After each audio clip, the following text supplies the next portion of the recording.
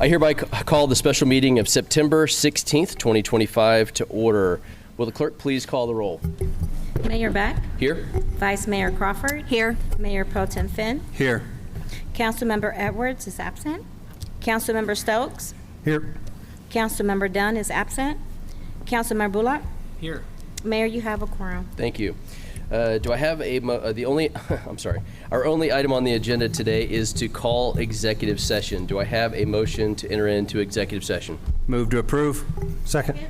Please vote by voice. All in favor say aye. Aye. We are now going into executive session.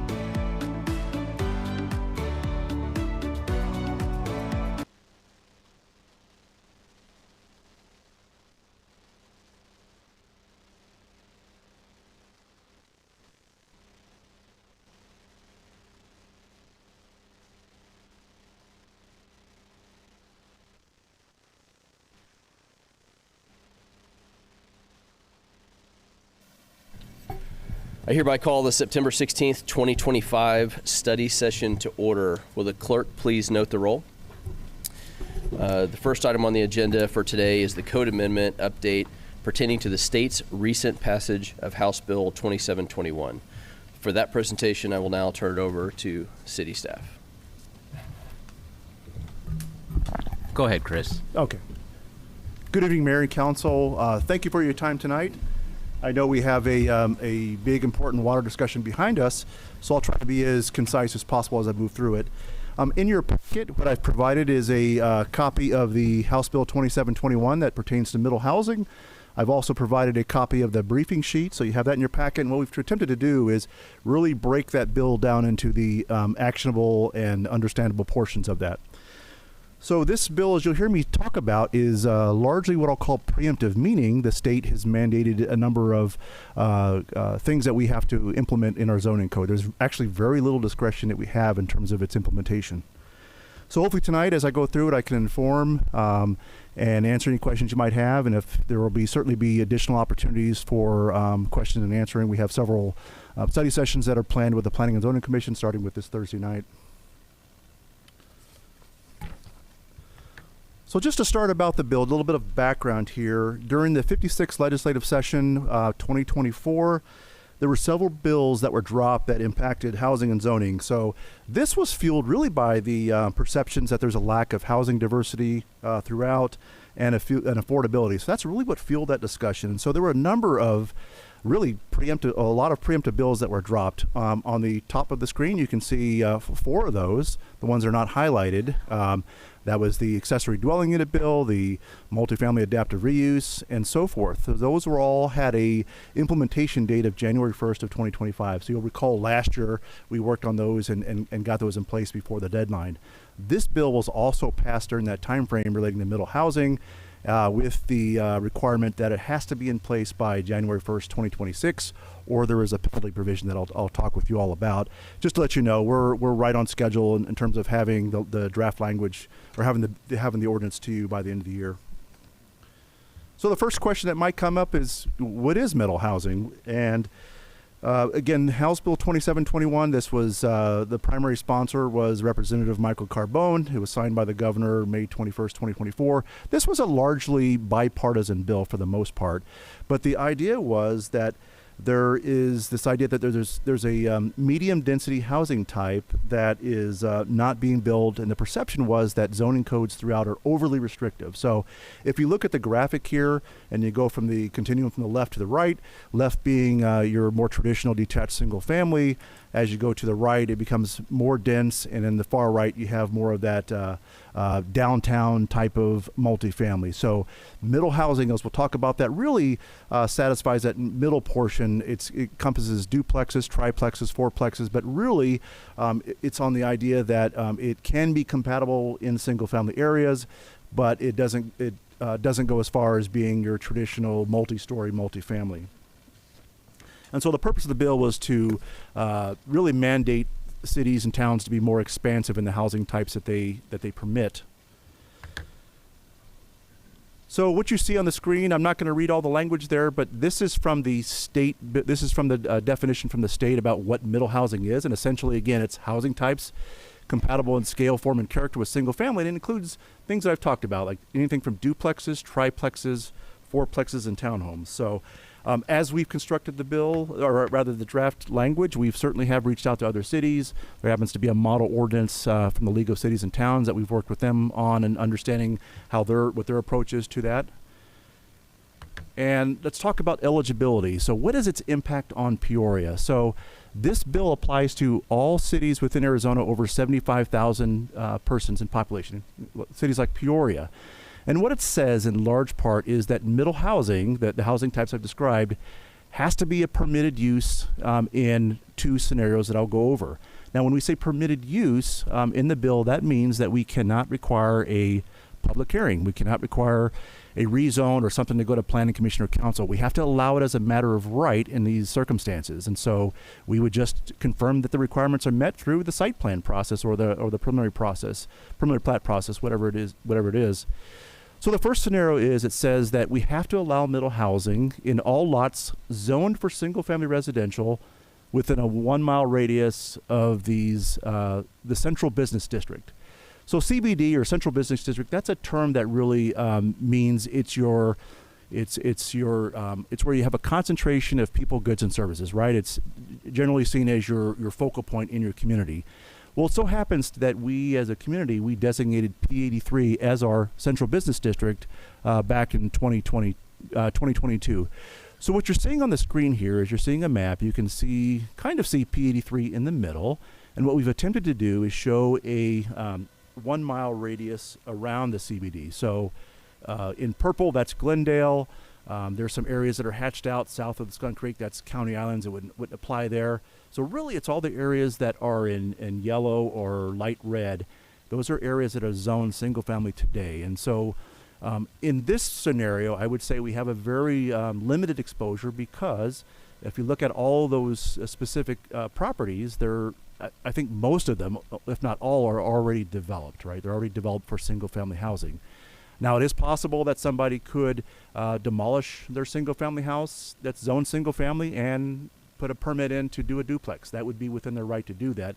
But for the most part, we're dealing with an area that's predominantly already built out. The second thing, too, in this scenario is that we've said that our approach to this is that it does not apply to entitlements that are zoned for planned area development or planned community development. As you know, we've got a lot of those citywide. What we've said is that the bill applies to single family zoned areas, and a PAD and PCD, those are a special type of tailored zoning district. So they fall outside of the definition. So we're just talking about single family zoned properties. Now, the second scenario is, it says, it's a little ambiguous, but it says you have to allow middle housing at least 20% of any new development of more than 10 contiguous acres, right?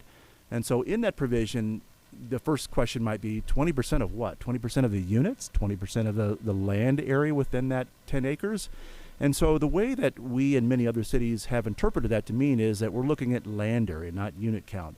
So if somebody has a 10-acre parcel or more than 10 acres, zoned single family, and up to 10%, up to 20% of that land area can be developed for middle housing.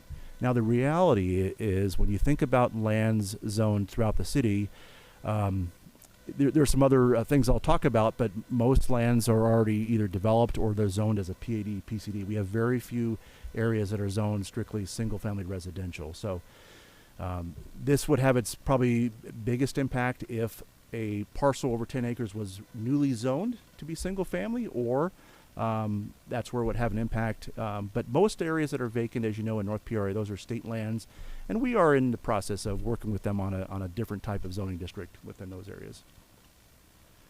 Let's talk about where the law does not apply. So these are exemptions that are put out in the bill. Of course, they would not apply to areas not zoned for residential or areas that are not incorporated. That's pretty straightforward there.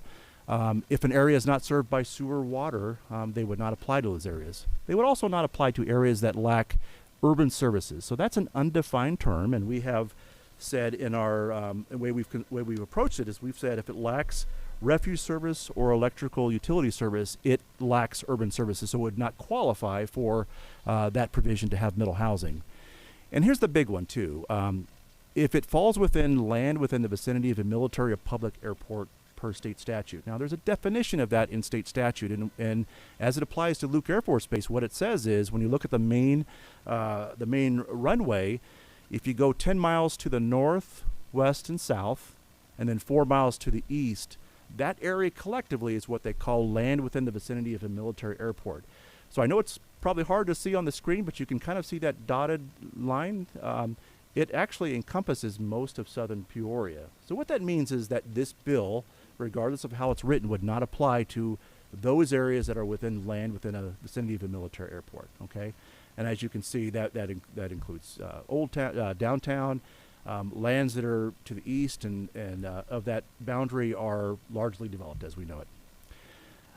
It also does not change existing development agreements, and it also mandates that whoever the utility provider is, they have to have the opportunity to review and approve the site plan for middle housing. It's part of that process.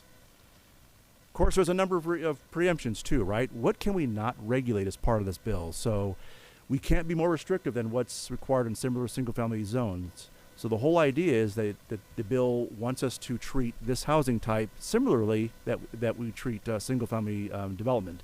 So we could never restrict middle housing to one story, right? Today, in single-family districts, we allow a single-family house to go up to 30 feet or 2 stories. We'd have to allow middle housing to have that same accommodation as well. It says we can't restrict floor area ratio of less than 50%. However, just so you know, that is not a ratio or a methodology that we use in our code today, so it really has no applicability. Here's one, though. We could not require more than 1 parking space per unit, and that's a little different because with single family, typically, depending on the roadway conditions that are adjacent, we require 2 or 3 spaces per unit for a single family house. This says, hey, if you have a middle housing unit, a duplex or triplex, you can't require more than 1 space per unit, is what it says. The next one, too, it says we cannot require that an owner live in that unit. Not a big deal because we don't have any requirements today, whether it's a single-family house or not. We certainly do not get involved with tenancy there. And then the last one, we can't require compliance with the commercial building code or fire sprinklers. So we can require them to meet the International Residential Code, but we cannot require them to meet the International Building Code. So that is one preemption that the bill does require there. All right, I talked about the penalty clause earlier, so I mentioned that the bill requires us to have the language in place by January 1st. We absolutely are on progress to meet that deadline, but it says or implies rather that if we do not have it in place, that we have to allow middle housing in all lots zoned for single family without any limitations. So regardless of the exemptions that I talked about, regardless of some of the other provisions, we would have to. So we most certainly will have this in place prior to that date. Our schedule that I'll show you in a minute does have us bringing this back for council consideration in November, so we fully intend to have it completed before then. All right, so how can folks stay involved? We do have information on our city website, our planning website today, a copy of the bill. We have the briefing sheet that I noted. We have the draft code that people will be able to comment on, and as you'll see in a minute, there are a number of information sessions and study sessions that are planned with the Planning and Zoning Commission and staff contact. So we have all that information today on our website. So what does the upcoming schedule look like? On Thursday, we're going to conduct our second study session with the Planning Commission. It'll be an agenda very similar to tonight. October 2nd, we're going to have our first reading of the draft language, so we'll go through that language of the Commission. October 16th, we'll ask for a recommendation, and then we'll bring it back to City Council for action. And with that, I went through it very quickly. I realize if you have any questions, I'd be happy to take your questions. Quick question for you. I just want to clarify. The 20% rule, I thought I heard the example, if there was 10 acres, 20% of that 10 would need to be allocated for this, correct? So it would be 2 acres out of the 10 would need to be available for this type. Mayor, Councilmember Finn, that is correct. Okay. And obviously the same math, if there's 20 acres, then there's going to be 4 that are set aside. Correct, that's right. Okay, thank you. Appreciate it. And one question only. So my district, Mesquite District, has most of the undeveloped land. I know it's state land, and you and I have talked about that extensively, but Right. help me put together just a real quick, because I'm getting questions on this. I want to, again, respond intellectually or intelligently. In what scenario in the Mesquite District might this actually play out where that plot of land right there, figuratively speaking, would be subject to the middle housing requirement? Mayor, Councilmember Bullock, that's a great question, and that's probably our, I think it's limited, but that's probably our greatest level of exposure. Because as you know, most lands in North Peoria are either state land, and we're going to work with them on a PCD, on a special type of zoning district. Other areas are already zoned either PAD or PCD, so they would not apply. So really we're talking about if a developer was to acquire more than 10 gross acres and they were to rezone a property to single family, or they already had single family land, we would have to permit at least 20% of that could be middle housing if they chose. And that the onus obviously is on the developer at that point. If they have 50 acres, for example, they're the ones who have to. The city just is going to basically tell them, we'll approve and work with you on your plan, your plat map, but you're responsible for making this whole thing happen. Councilmember, that is correct, yeah. All right, thank you. One of the conversations that we had does anybody else have questions at all? One of the comments that we had, or questions and conversations we had with the legislature when this was going on, we spent quite a bit of time down there going through the testimony and all this other process, was if a individual that lives, let's just give an example in the Mesquite District, and they wanted to tear a house down and actually go through the process of actually building a duplex, they would not have to, my understanding was, they would not have to go and get 10 acres to do that. They could literally, a homeowner could do that on their property. Is that correct or not? Mayor, That's members a of question a lot of council, people ask. let me clarify there. That is not correct. They would have to be within that 1 mile radius of P83 to have the ability to tear down a home and build a duplex. Okay. So that way you don't have to, just want to make sure that Yep. because that's a lot of rumors where somebody's like, oh, I'm just going to buy these houses down No. and tear them out up there. So, okay, appreciate it. No other questions? Okay, thank you.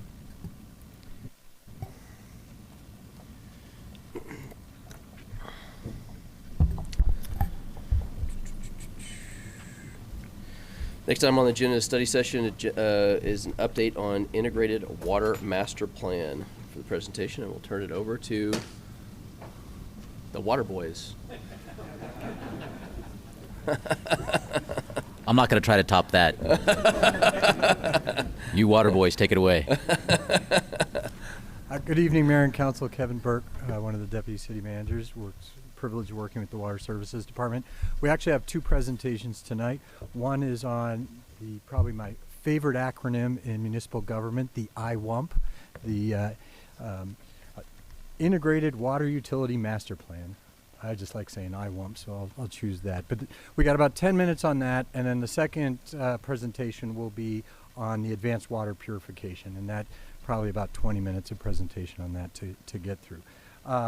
The IWUMP was last updated in 2015, so it's appropriate given that you have a water security priority that we are updating it here 10 years later, particularly because we know the world's changing, particularly as we look at the Colorado River. We've got changes coming on that in the next couple of years. And also it sets the stage for advanced water purification, which is really our future. And that's the piece I want to talk about on the second presentation, is that advanced water purification is really taking reclaim to that next level, which is making it potable and able to be able to drink it. The problem or the concern with AWP is it's big, it's expensive, and it takes a long time. All things that you love to hear in government. But it really is our future, and it's the most reliable water source we have in drought conditions or in any conditions. So I want to emphasize that. So we'll turn this over to the experts. I'm going to introduce the Water Services Director, Dave Burks. No relations, but we're both incredibly handsome, so you could get us confused. So, but with that, I'll turn it over to him. Thank you, Mr. Burke. It's funny saying Mr. Burke without the S. Good evening, Mr. Darwin, Mayor and Council. Thank you for the opportunity to present to you this evening. So I'm excited to introduce the team which will be guiding you through today's presentation.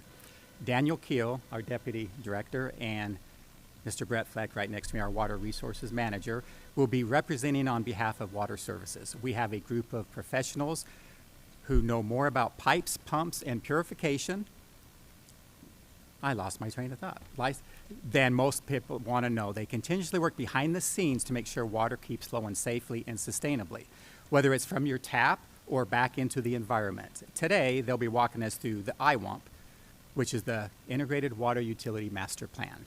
In addition to our in-house experts, 14 of whom contributed to this study, we're also joined by some of the brightest minds in advanced water treatment, including our technical leads and Carollo, our consultant, who specializes in advanced water purification.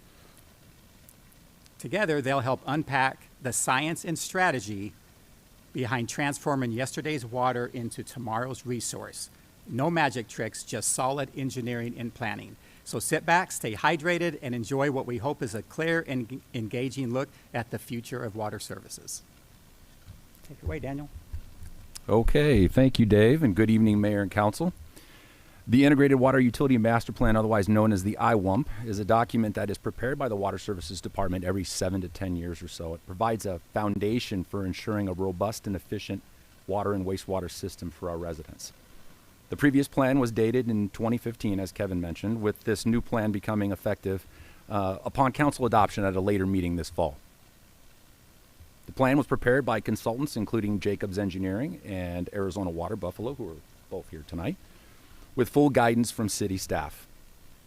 Tonight, Brett and I will present to you the primary objectives of putting together an integrated water utility master plan. We'll provide a background of how this effort supports our water security goals and gives you a sense of how our existing systems are doing and what we need to do as the city continues to grow. It's a common industry standard for water providers to put together their own comprehensive plans outlining several key system planning requirements and goals. We're no different. Putting together a plan like this actually helps us comply with state law. The overarching goal is to update our water and wastewater demand projections and ensure that we have a strategy to meet those demands. This can include discussion on our available water supplies, anticipated growth, and identifying needed infrastructure to include in our capital improvement plan. The document essentially sets the strategy and vision for the creation and prioritization of new projects. This document also helps us with the key processes such as water rate updates and updating our development impact fees. In addition, it defines engineering and planning criteria used for the design and construction of new infrastructure, as well as how our systems should operate. A good example of this would be storage requirements needed for fighting a fire. And finally, this document is key in updating our designation of assured water supply with the state. Brett's now going to talk a little bit more about the water supply side of the report and including discussion of our assured water supply designation effort. Brett? Thank you, Daniel, Mayor and Council. Thanks for having us tonight. So before we dive into the work that was done to develop this integrated water utility master plan, I want to provide a little bit of a reminder about our water supply portfolio and just remind you of how diverse it is to be a growing, thriving desert city. So the foundation of Peoria's water supply, historically speaking, was the Salt River Project. And in 2024, the Salt River Project met 29% of city demand. The thing to remember there is that the Salt River Project water is based on historical rights that are tied to the land and lands that we're sitting on now in southern Peoria. And that's what that map shows. I'm sorry, the purple doesn't show it very well. The largest share of Peoria's water supply at this time is our Central Arizona project allocation. And as you know, that's Colorado River water that's pumped uphill into Central Arizona. In 2024, it made up about 62% of our supply. This water is primarily used north of Bell Road, and that's simply due to plumbing in the city and because the CAP Canal is in the northern part of Peoria. The third supply that we rely on is the one that Daniel alluded to earlier, is really the future of Peoria, and that's reclaimed water. It's also referred to as treated effluent or recycled water. In this context, we're talking about the same thing. So this is what the city collects through the sewage collection system into our 3 water reclamation facilities, where it's treated to a very high standard. And right now we use it for landscaping, such as on golf courses or city parks, like the one that's just outside here. And we also recharge it underground to store over the long term or to recover to provide for potable use. And lastly, there's groundwater.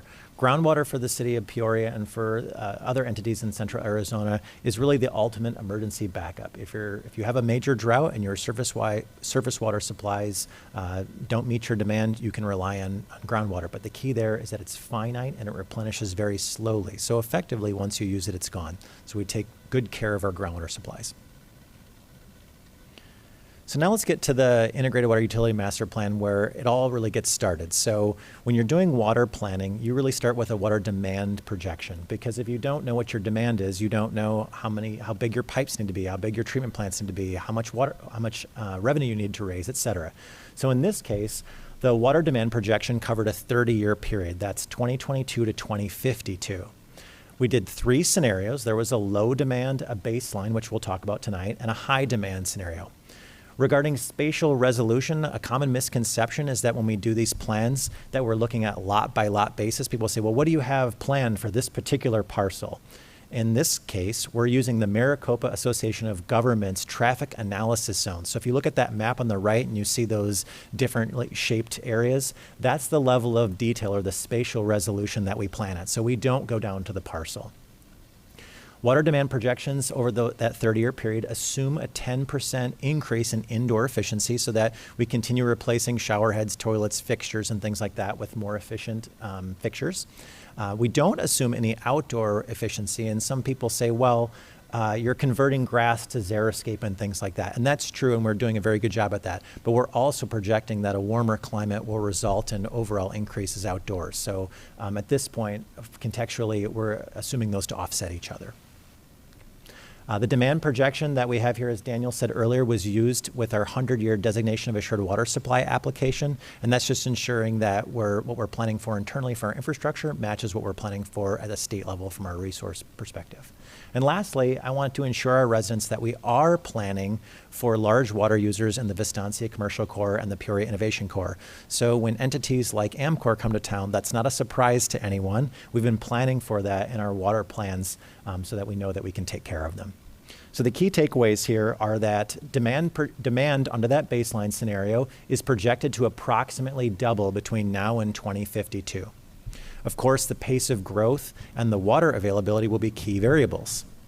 And lastly, and this is very important, when we get to 2052 under this plan, there is still developable land within the city of Peoria. So this plan is not considered build out because we're not there yet in 2052.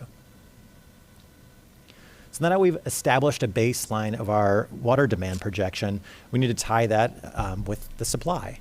So as you read in the newspapers, the water from the Colorado River will probably be more intermittent, with potentials for permanent reductions. So we looked at 4 planning scenarios, 2 of which were from a water resources perspective to make sure we have enough water supply, and 2 of which were to test our infrastructure. So plans number 2 and number 4, the best case and well backup scenarios, were to test our infrastructure. I don't necessarily think it's reasonable at this point in time to assume that there will be no cut to our CAP supply in the long run. However, in years where we do get our entire CAP supply, which is very possible, we need to ensure that our infrastructure can handle that. Similarly, there may be years in which case we get no CAP supply. It's unlikely, but it's possible. We need to ensure that our wells can handle that for a backup situation. So scenarios 2 and 4 are for the infrastructure, and scenarios 1 and 3 are for resource planning. You can see in our baseline planning scenario, we are assuming a 34% long-term permanent reduction to our CAP supply.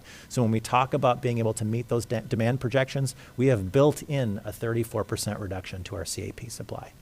So the key takeaways here are the scale and duration of CAP shortage is the single most important variable. What happens with CAP will drive the decisions that the city has to make. All scenarios require more well capacity, including the best case scenario. And all scenarios require advanced water purification, except the best case scenario, in which case you have full access to your CAP supply. Again, that's not something from a resource planning perspective, it's from an infrastructure planning perspective. So, hand it back to Daniel. Thank you, Brett. As part of the process to develop the plan, we needed to update our hydraulic models. You can see an example screenshot of what a hydraulic model looks like. This is our water distribution system to the right here. This is actually showing what pressures look like under peak hour scenarios. Running models like this helps us identify problem areas such as lower pressures and reservoir storage needs during peak summer and fire demands. In addition, utilizing the demand projections that Brent mentioned earlier, we are able to use this model to run various scenarios that show what infrastructure and changes to the system are needed to accommodate future growth. So this model was used to evaluate how the system is performing today, but also how the system will perform in 2052. Key takeaways from this evaluation include that our existing system is designed well, and only relatively minor improvements are needed today, prioritized by impact. We also see significant investments needed to accommodate growth and ensure a long-term water system redundancy. I did want to point out that this plan doesn't focus on the existing condition of our infrastructure, just how it is operating. Condition assessments of our treatment plants, well, and pump station facilities are all completed outside of this plan. Those are utilized for preparing the rehabilitation side of our capital improvement plan, which, as you can imagine, tends to be what do we need as we grow and what do we need to keep the system operating as intended. A similar evaluation was completed on our wastewater system, so we updated the model. We looked at the various sewer capacities, pipe slopes, and flow velocity. Key takeaways is that the existing system here is also designed well and relatively minor improvements are needed. and that long-term significant investment is needed to accommodate demand projections for things like plant expansions and new facilities. In the case of the reclaimed water system, we've seen a lot of system growth and updates in the last 10 years. In the previous plan, we didn't prepare a hydraulic model because the systems were so small. We changed that in this version with Jacobs creating a new reclaimed water model. The model looks the same criteria-wise as the potable system, though it also helps us understand where our reclaimed water supply might go. This is key, as you'll see in the next presentation when we discuss the need for advanced water purification. Key takeaways: reclaimed water is Peoria's biggest opportunity. As Kevin mentioned earlier, it's drought-proof supply. The goal in the next 10 years is to combine all three of our reclaimed water systems, that's Beardsley, Jomax, and Butler, together into one, creating the flexibility that we need to move our reclaimed water around for its highest and best use. I did want to touch briefly on some other high-level recommendations made by the Jacobs team. A hard focus on conservation and efficiency measures will help us tremendously in reducing future demands. The best way to stretch your water supply is to reduce demand, and this is the easiest way to do that. We also need a significant investment in new well capacity to ensure that we have a redundant water system in the wake of CAP supply challenges. We'll need to evaluate all potential funding sources to support our upcoming capital cost needs, including preparing for advanced water purification, which we'll segue to after taking any council questions.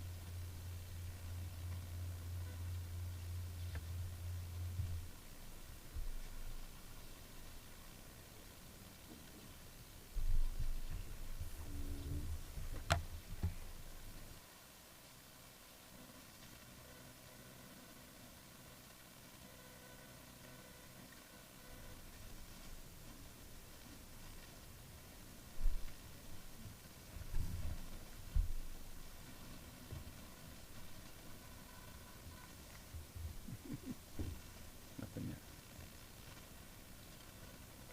There it goes. Okay,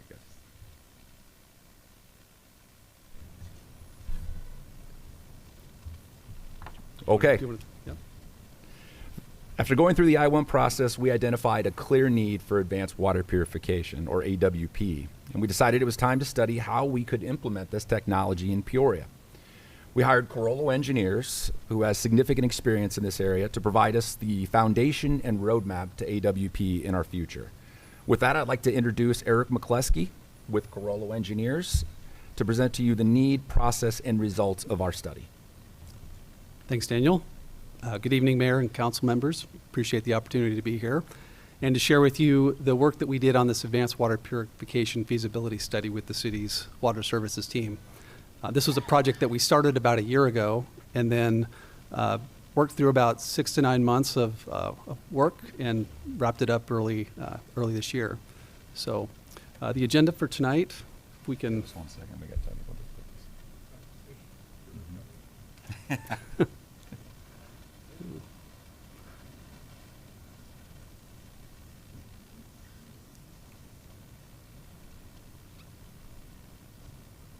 There we go. One more. Thank you, Tim. Go back a couple more. There you go. One more. There we go. One more. Okay, so first what we'll do is we will walk through the question of what is advanced water purification. Then we'll get into the background purposes and the goals of this project and what we were really trying to accomplish with the city's team. The second part of the presentation will really get into the mechanics and the tactics, looking at the water available for advanced water purification, alternatives that we looked at, as well as the timeline and next steps for the project. So let's look at the question, what is advanced water purification? And I think to answer this question, it's instructive to look at how reclaimed water is typically used. So non-potable reuse reclaimed water, also termed direct reuse, is something that was already spoken to. If you look at the process of water from source of supply to end use, as shown in this graphic, you consider a surface or a groundwater source that's treated and delivered to the community and then reclaimed at a water reclamation facility.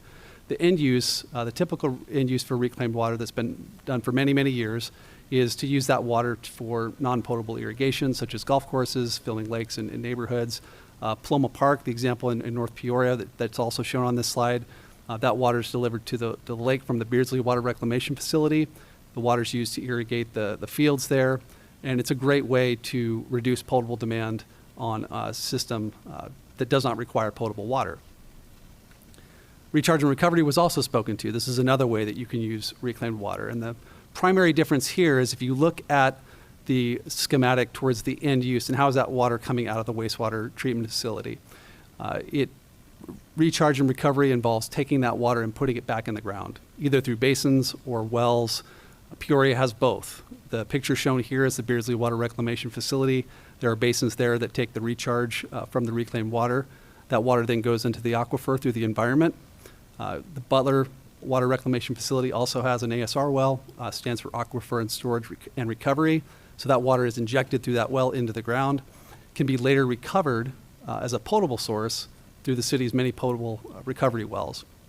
So other examples throughout the valley, this is a very common method of using reclaimed water, is recharge and recovery. Most other utilities across the valley use this strategy. Advanced water purification is really the next level of use. And again, if we look at the end use, so coming out of the water reclamation facility, this water now goes through a multi-barrier treatment approach that is highly monitored and reviewed so that that water can be treated for potable consumption. The treatment processes involve things typically like reverse osmosis, filtration, advanced oxidation, and disinfection.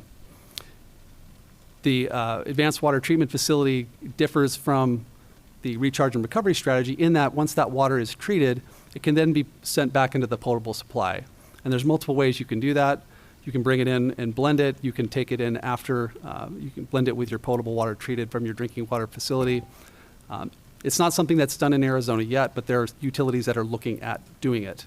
The example projects we're showing here in Texas were in the early 2010s to 2015s, were really driven out of a water scarcity need to do this.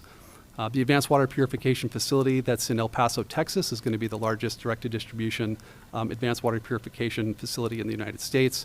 The City of Phoenix, the City of Scottsdale, and Tucson Water are now looking at advanced water purification for their communities because there is a pathway to advanced water purification in Arizona due to rules that were put into place this past March. So the Department of Environmental Quality finally has the rules and regulations that allow a utility to come and propose a project like this. So with that in mind, looking at the project at hand here for the city, this is the background and purpose. The overview of this project was that we wanted to consider all of the water reclamation facilities, a total reclaimed water management strategy. So we looked at water from the Butler, Beardsley, and Jomax water reclamation facilities. We looked at current and future reclaimed water demands, because you do have some currently, and what would that look like into the future. The water that is available for AWP, we looked at that seasonally, we looked at it on an annual basis, and we were tied very closely to the projections in the IWUMP so that we were aligned with the work that was being done there.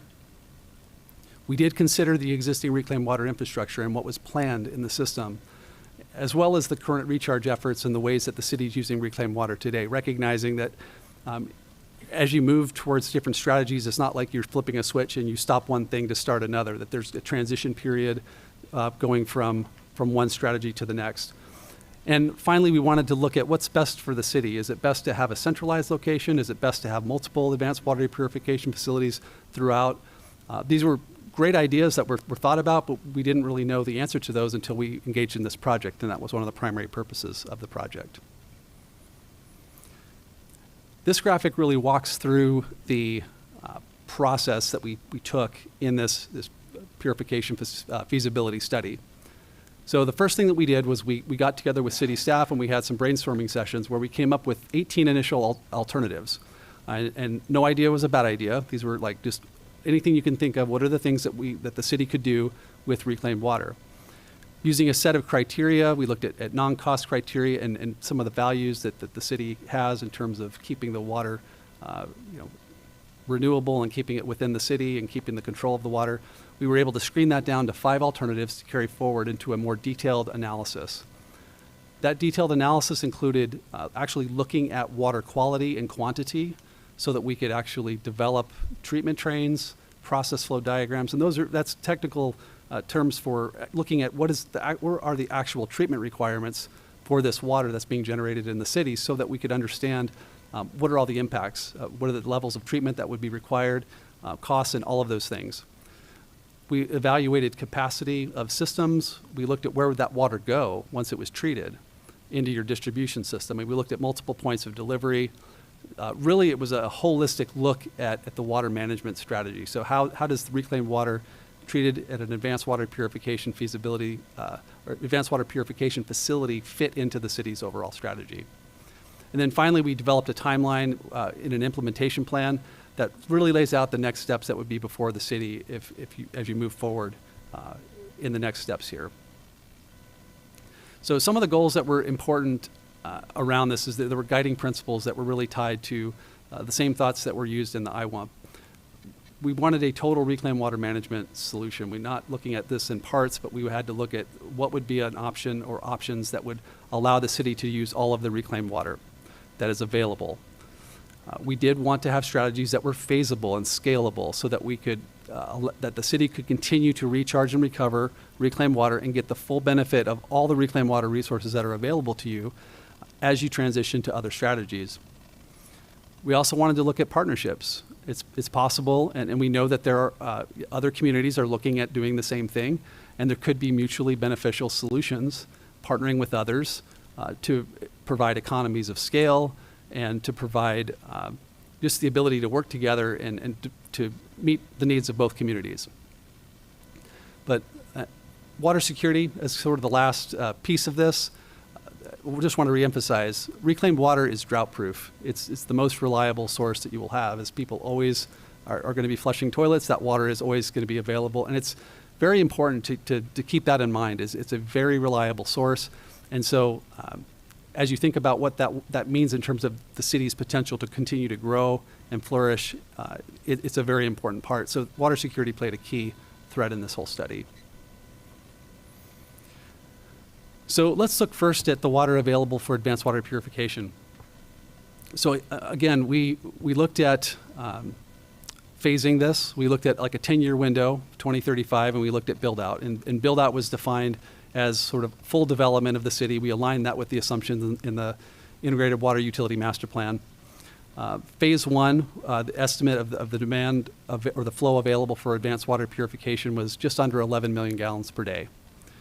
Now, to put that into context, that's roughly the amount of water that would serve 30,000 connections, or 90,000 people if you assume roughly 3 people per home. So it's a significant amount, and you can scale that up from there.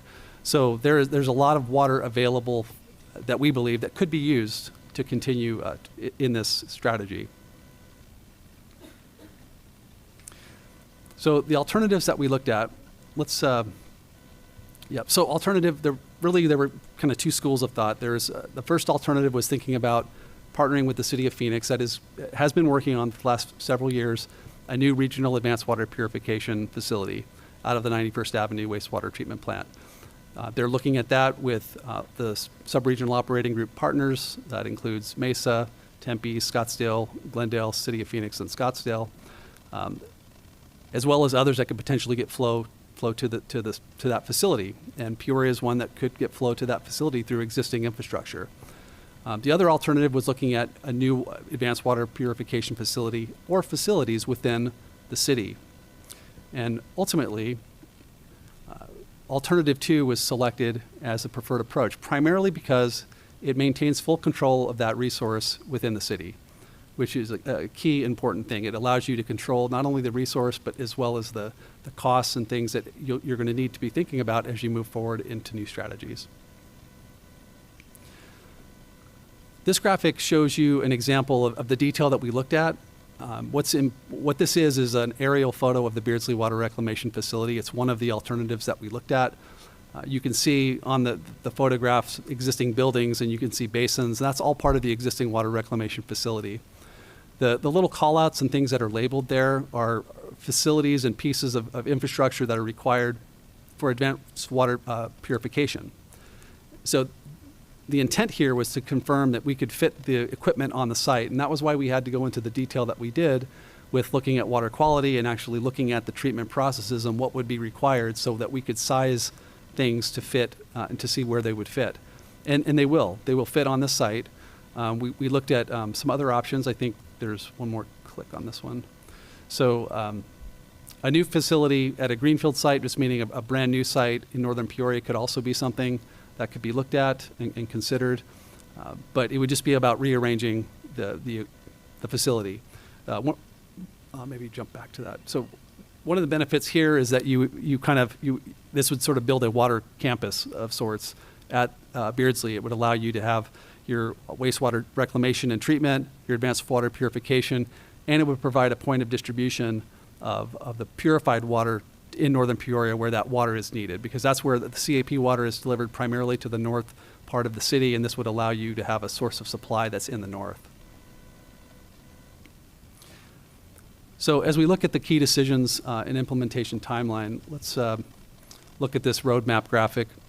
So the first step along the way is evaluating partnership opportunities. And we looked at opportunities with Phoenix and looked at opportunities with others.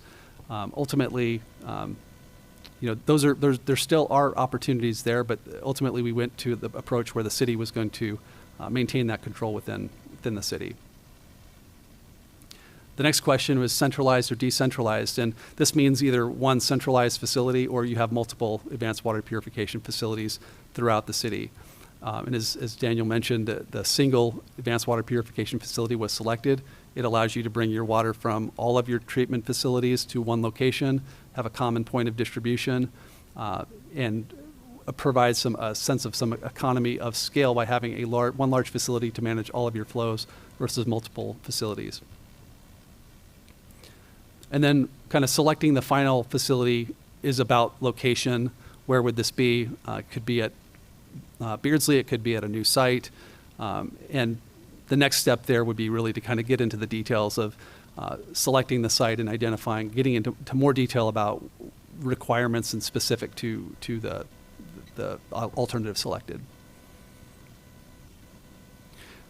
This timeline graphic could be a little bit overwhelming, but this kind of goes back to the advanced water purification rule that recently was put into place within Arizona. And there's multiple steps and multiple stages and things that need to happen. It includes things like funding strategies and permitting on the front end, doing piloting facilities, pilot testing, doing water quality analysis on an advanced water purification facility. It's important to not only know that you have water coming in, but what's the source and the characteristics of that. And so there are requirements for characterizing the flows and looking at the constituents that are in them to make certain that the treatment processes that are selected are going to be sufficient to treat those constituents. So there's really a lot of work doing surveys within the system, the pre-treatment program you currently have. You build upon that to develop a plan that allows you to identify all the constituents that are coming to this facility so that water can be made certain that it's safe and that it's treated properly. Design and construction and additional permitting. For final permitting, it takes multiple years. And last but not least, there is an operator training requirement in this. This is brand new. If a facility was in Arizona tomorrow, there are not any operators here that would be certified to run that plan. And so having the treatment is one part of it, but having operators that can run the plant and continue it. So there's a long process there for developing operator training and their understanding of how to do the treatment processes. So this can be a long time. We're showing a 14-year kind of stepwise progression. It is possible that some of these things could be compressed, but the way that the rules are written today do require many of these things that do take some time to do. It is possible that the work that the City of Phoenix, the City of Scottsdale, and Tucson Water that they're doing as they're working with the Department of Environmental Quality to accelerate their plans, it may provide some guidance that will reduce the timelines here. But it is a long time, so this is something that the city should plan for and be thinking about. So finally, getting to next steps. In the near term, looking at kind of what that selected alternative would look like and securing the space on the sites. We know, because this is at least a 10-year long process, making sure that if you have a preferred site, kind of locking that in and kind of knowing where that's going to be so that you reserve space for it. Funding is also going to be kind of an ongoing process. and continuing to evaluate the water quality coming into your plants as you have new connections to your system is going to be important as well, so that when the time comes that you'll be able to characterize the flows that you need to be able to ensure that this is going to work. In the future, looking at further developing the advanced water purification alternative concept by doing a feasibility study and evaluating opportunities to do funding, maybe a feasibility study with the Bureau of Reclamation or options in order to do the funding. So these are the near-term, ongoing, and future steps that were outlaid in this study. So, Thank you, Eric. Questions from council? So 2 quick questions. First one, thank you for the presentation. A year ago, I didn't understand much about water. I would have run out of here screaming, but thank you for all the help the Water Department Services team, Brandon and David, have given me. So as we look, it's an incredible timeline, but it's something we really need tomorrow, because really this is going to pull us out of this bad CAP problem that we have, other issues that we have, groundwater, whatever it may be, coming from north as well. So what is really the holdback on developing this quicker? Is it a financial component? Is it a technology component? I mean, there's just not a lot of it out there yet. We can't build something fast that you don't have the technology wrapped around. Or is it a logistics where you've got 1,000 miles of pipe to put in the ground before we can even hope to do this, as an example? Where's the bottleneck really? Because this is going to save us, I think. sure. Would you like me to start? I'll jump in, Mayor, Councilmember Bullock. It's all of the above. It really is. I think, and Eric can confirm, but it's regulatory. That's a big part of it, as Eric was noting. There's very specific regulatory timeframes associated with how long you must test and try these things. Expensive. This is $1 billion project. Yeah. We are not ready for $1 billion project tomorrow. So we definitely have to prepare financially for that as well. And then, yeah, infrastructure-wise, not all 3 plants are currently connected. We are in the process of connecting that. Reclaim Pipe 2 will connect Beardsley and Jomax, but we still need to connect Butler and Beardsley. So there are some other projects that are in between that bring all the water to a central point for those things. So I would say all 3. Yeah, I would agree that the technology is there for this type of treatment, and it's been proven. But I would agree with Kevin there that it is all 3. So, question from a council point of view: how does the council, because I look at my district, Mesquite District, or again, so much development is happening, the Amcor facility has brought water to the front, and there's a lot of rumors and a lot of facts and a lot of everything in between. We can cover that another time, but it's now front and center, the problem with water and the opportunity with water. We have enough, but we can't waste it, as the old adage says. So what can the council do to help educate residents, to help this process move, and I'll use the term, as quickly as possible? I know it sounds like a child term, but what can the council do to help us educate and talk to our constituents to help get the support that you need to make this happen? Yeah, sure. Well, I'll say from Corolla's experience and other similar projects, public outreach and engagement is a very important part of this. And I think the technology can seem a little bit intimidating, right? Just the idea and the thought of this.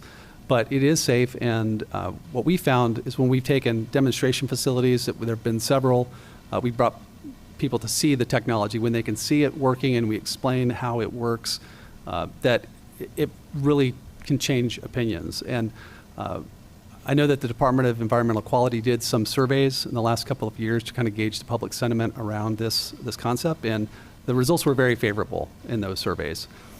So I think looking at it in a positive light, I think reaching out to the public and letting them know that this is the future of water, not just for Peoria, but for Arizona. This is going to be a key, important technology and process for the state of Arizona to allow us to continue to be to thrive and sustain. Excellent. Thank you. You're welcome.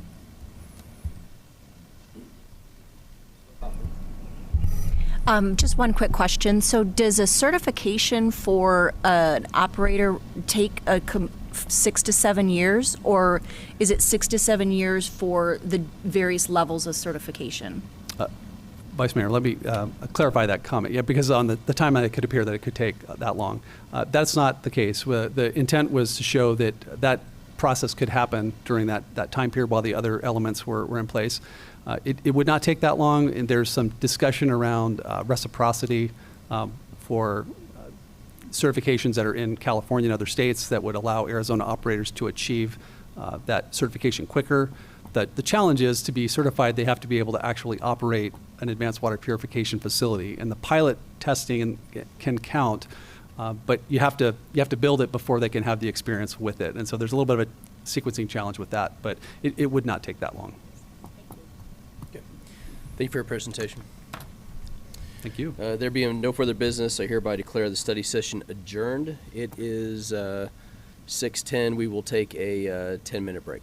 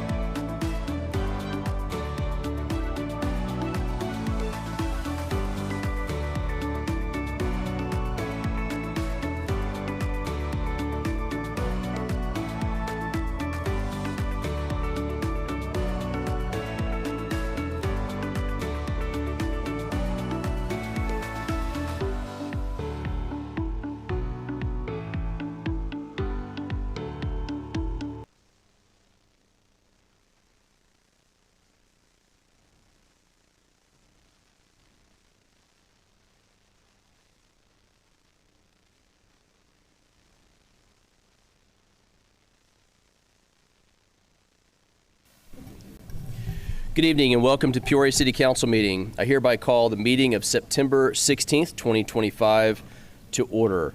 Those who are able, please stand for the invocation by Stake President Mike Walton of Church of the Latter-day Saints. And please remain standing for the Pledge of Allegiance. Heavenly Father, we're thankful that we're able to meet together. We're grateful for those that have prepared to speak tonight and for our staff that have prepared and for our council. We pray for all who are present. We pray that we might be able to speak in a spirit of love and of civility, that we might be able to together strengthen our community and focus on the bond that we share as fellow citizens in Peoria. We're grateful for the great blessings of this free nation that we live in. We're grateful for those that protect our freedom, and we pray for them. We're grateful for the blessings of the organization of our city. We pray for all those that are involved, for our citizenry. If we pray for those that are on the council and the staff, we pray for all that might speak tonight, that they might be able to speak with civility and that their thoughts might be gathered and that we can together be uplifted and edified. And for these things we pray in the name of Jesus Christ. Amen. Amen. Thank you. Pledge allegiance to the flag of the United States of America and to the republic for which it stands, one nation, under God, indivisible, with liberty and justice for all. Thank you.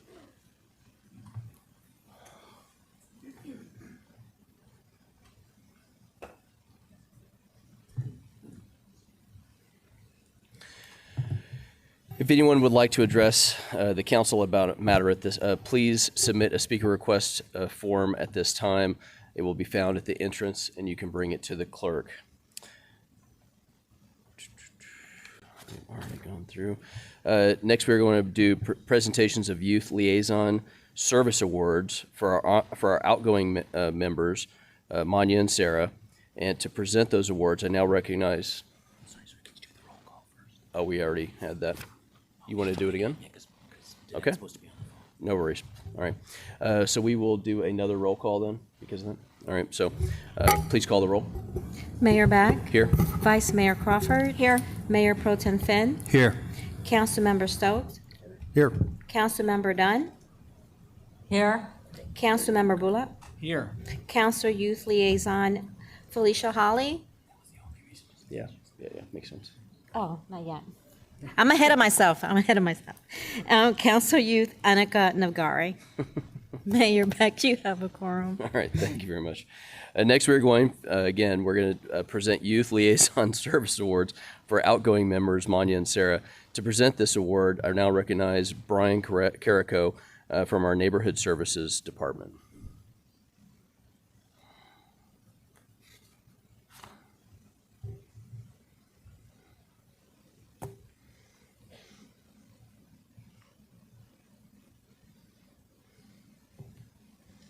I'll be incredibly short and sweet. Both of these two young ladies have been amazing. It's hard to talk this way, so I'm going to talk this way.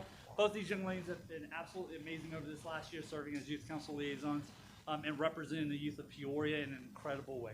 Their service to our community has been here in supporting youth in the council, but also out in our community with service. Each of them probably over 100 hours of service with the Youth Advisory Board over the last year, and they're continuing to serve our city on the board. And so excited to see that they're getting this award and the commitment that they've had over this year. And so I want to celebrate you.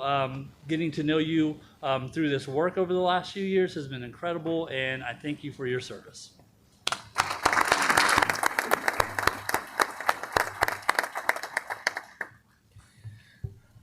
Now I'd like to invite Judge Tatz to administer the oath of office for incoming council liaisons, Felicia and Anika, who will join us at the dais.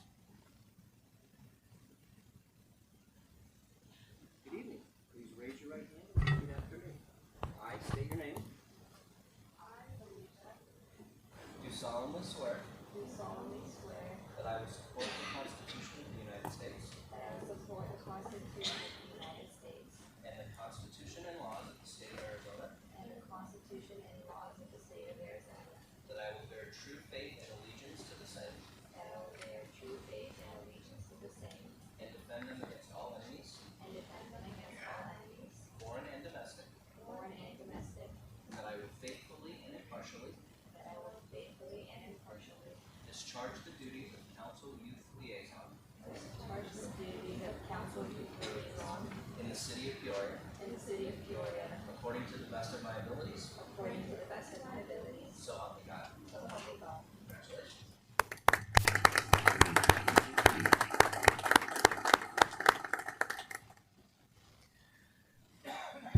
Next on the agenda is presentation of Peoria Police Officer Association labor negotiations. For that, I will recognize city staff. Thank you, Mayor. Mayor, I think we have Christine Nickel, our Human Resources Director, and we have Sergeant Matt Miller and Officer David Ayers to make their opening presentation on the labor negotiations. You guys cleaned up nice. I was going to say.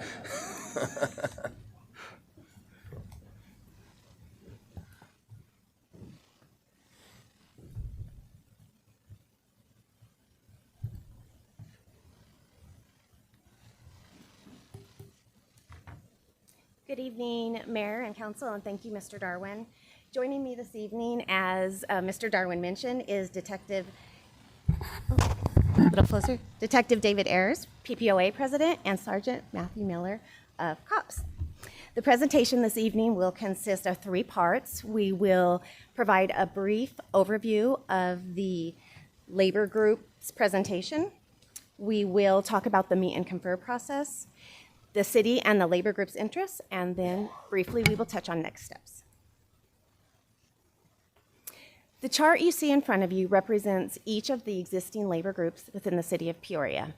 It also indicates the number of FTEs allocated to each group and the duration of the memorandum of understanding that is currently in place for each of the groups.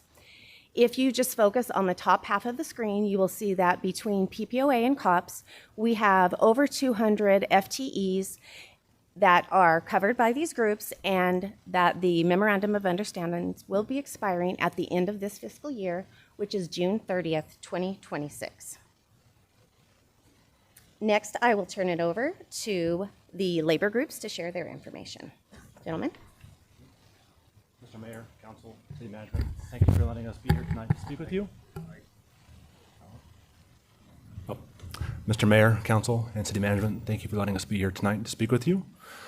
COPS and PPOA have been together and in line for many years, and as part of this upcoming MOU negotiations, we have decided we would like to merge as one group. This will allow us to have our priorities aligned, and communication will be streamlined, and it combines the 2 groups together, which will reduce the amount of negotiations that the city has to entail with the labor groups.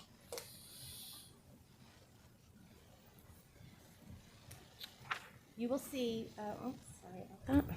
Back and forth here a little bit. You will see this item of the merger on the consent agenda this evening for your consideration. So as part of the, kind of flipping back now to an overview of the scope of the meet and confer process, the meet and confer process is outlined in Chapter 6 of the City Code. And specifically, when we meet with the groups, we will be negotiating 3 items: wages, hours, and working conditions. As part of the roles of the public employer, they are also designated in the City Code.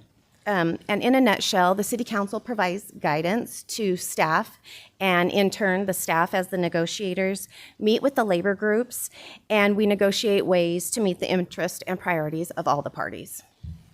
So both the labor group and the city. Part of the process as outlined in the City Code requires that the labor groups submit their interests to the City Council, and I believe all of you have received those. And it also requires that the city shares their interests. And the city's interests have been very consistent over the, at least the past 5 to 10 years, I would say. And that is really to focus on high-performing employees through being an employer of choice, making sure that employees are well-trained and competent, that they are highly skilled and motivated. We're looking for the best of the best in this organization, that we continue to ensure the city's financial viability and sustain core services while providing superior public safety. So we want to make sure that we have mutually respectful and positive relationships where we collaborate together to solve problems, that we are transparent in the negotiation process, that we maintain integrity, we utilize ground rules and respect each other, and we have regular communication with each other and with executive leadership and the city council. We are hopeful for a multi-year agreement, and we commit to providing data to help drive the decision-making process and look for clean and concise language in the memorandum of understanding. And that is always one of our goals each and every time we negotiate. And it seems like as soon as we finish negotiating, we find something or other to add to the list for the next time. And we will continue to fine-tune those agreements every time. Okay, back to David and Matt. Mayor and Council, thank you for the time tonight. The goals of the PPOA MOU for fiscal year 27 are simple. We want to become competitive in the labor market, particularly in the West Valley market, to attract the best candidates to be peace officers and sergeants in the entire valley, to retain the current staff that we have and prevent the incentive or lure of other cities from taking away existing officer positions. And to have parity, to do that, we need to have parity with other agencies, particularly in the West Valley. And our hope is that'll allow us to get to a top-out staffing level so we can continue providing superior service to the community. So as you see here, these are some of the topics that we will be conferring about. We believe we can reach, I do believe that we will reach an agreement with the city to have the best of these benefits and pay to reach that point of being the premier agency in the West Valley.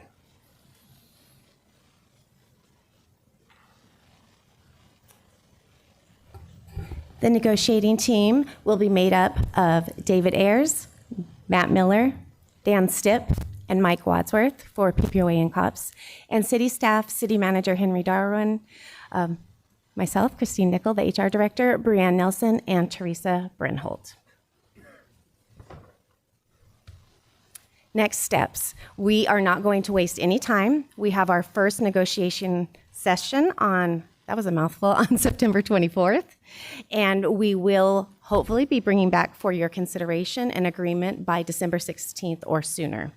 If we are unable to reach an agreement by December 16th, which I don't believe will be the case, but you just never know what may come up, there are steps outlined in the city code if we do need to extend the process for any reason.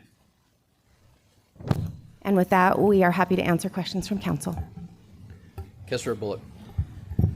On one of your, can't even talk. On one of your original slides, no need to go back. You know, I'm always fascinated why people will dissent on something that I think makes sense. I don't have near your understanding, but it seems to make sense to merge your two organizations together. There's about 13%, if I remember correctly, of PPOA, the police officers, not the sergeants, but the police officers who said no or dissented. So can you give us an idea? I'm just fascinated to know why there may be some that dissenting, or maybe they were just decided not to vote. Just out of curiosity. Everyone voted, Okay. so there were no absentees. The primary concern was that we could not come to an agreement on how discipline would work. So there was an issue that if an officer was under investigation for something and that the sergeant was somehow involved or not, we couldn't be impartial. But that hasn't been an issue now, and not to my knowledge ever. So that was a big issue.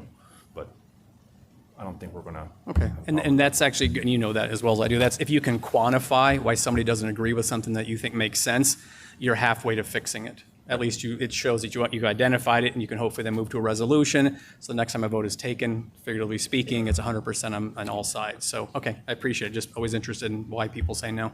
Thank you.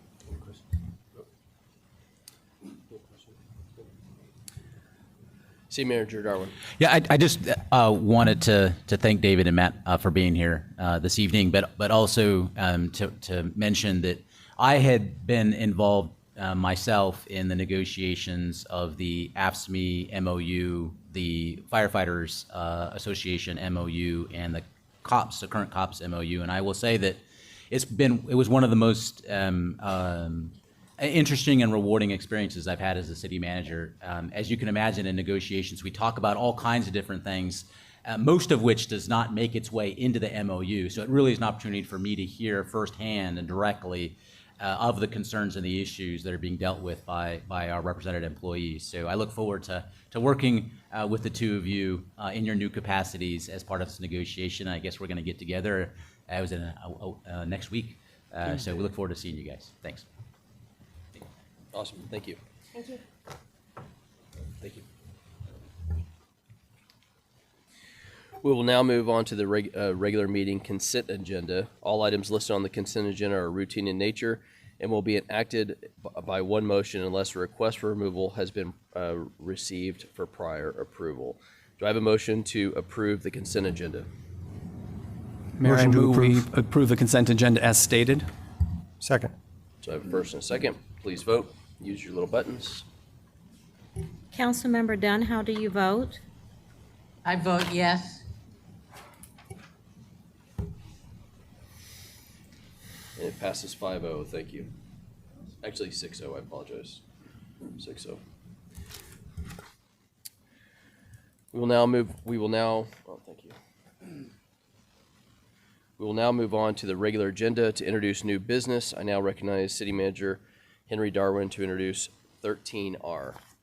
Thank you, Mayor. Mayor and Council, this evening we have Fire Chief Gary Bernard, Deputy Fire Chief Rob Brewster, and Deputy City Manager Travis Cutright to make a presentation on and seek your approval to initiate the process for creation of a Peoria Fire District that would provide fire protection services to county island parcels within city boundaries.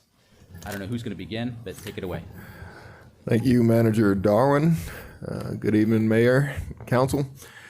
For efficiency's sake, I'm just going to kick this over to Chief Bernard. He's going to walk us through our current state with regards to how we support and serve the county islands and make a proposal to go forward. And so with that, Chief Bernard. Thank you, Mr. Cutright. Mayor, Council, good evening. We wanted to have a discussion about forming a county island to serve our fire district to serve our county island residents. And the history behind this, forever Rural Metro Corporation would respond into the county islands. They would sell subscriptions to the residents, and we have had a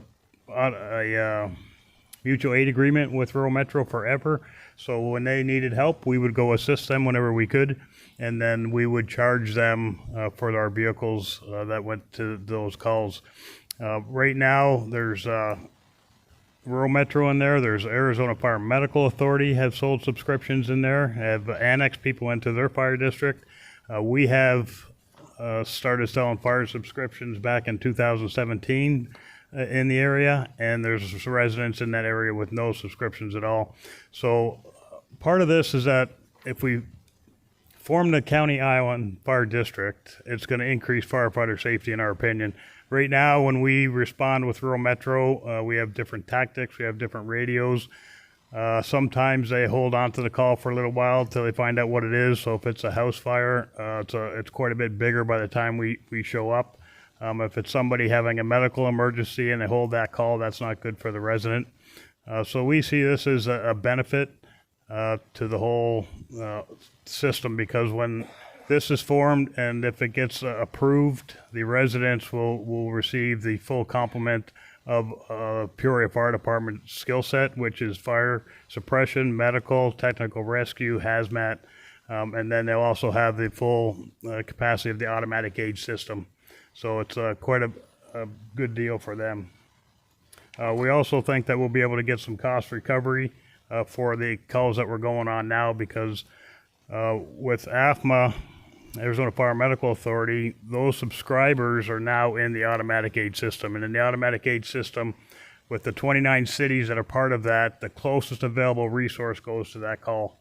So where the residents are is in Peoria's first due area. So we are responding to all the calls that are AFMA residents, basically. We did sign an IGA with AFMAS stating that we will receive 50% of what they collect every year, which is a help. But initially we weren't getting anything. So speaking with the Fire Medical Association fire chief, he wants to write this. He understands it's not the right thing to do. It was never the intent of the automatic aid system. And I also talked to the rural metro fire chief, and they want to move out of our area because their closest resource is in Litchfield Park, and they don't want us provide services in our county islands anymore. So these are our 13 county islands. It's about 1,771 properties. When these residents call 911, like I said, it'll go to the Phoenix Fire Department for dispatch for Peoria fire units or the closest available unit in the automatic aid system. So the current fee structure that we're seeing out there is rural metro. Their subscription is based on square footage of the house. We do have an agreement with them that if we respond, we will charge them almost $600 for a 4-person engine company. Non-subscribers, we will charge Rural Metro for our response to non-subscribers, and the Rural Metro will subsequently deal with those individuals to get their money reimbursed themselves. Arizona Fire Medical Authority, they go with the limited property value of the residents, and they multiply that by their mill rate, which is about 3.28. We did sign that IGA with them that we would receive 50% of that funding. And then for our subscribers, we charge $450 flat fee, regardless of the size of the house, the size of the property, how many people are in the house. And we have about 136 subscribers. So our options really are to continue down our current path, build a subscription service. And that's kind of clunky because every year the residents have to re-up and they have to send their check in. We have some residents that are not part of that. And then the other option is to create a county island. So again, it's not efficient. It's increased risk for our firefighters when we're responding. It takes longer to get there, and we don't feel it's cost effective. We ran a few calls in County Island last year. That's the total amount of revenue we received from responding into the County Island last year. We feel it's more effective to do the fire district, combine all 13 county islands under one district. That improves service delivery to the county island residents. They'll get the full capacity of the automatic aid system. It's going to lower their insurance services organization rating, which is good for their insurance. We think most folks will get a better rating, and it'll improve firefighter safety, and it'll give us the opportunity to recover some of the costs because we are responding to the majority of the calls in the county island. So this would fix that problem. So with that, if you have any questions, we'd be happy to answer.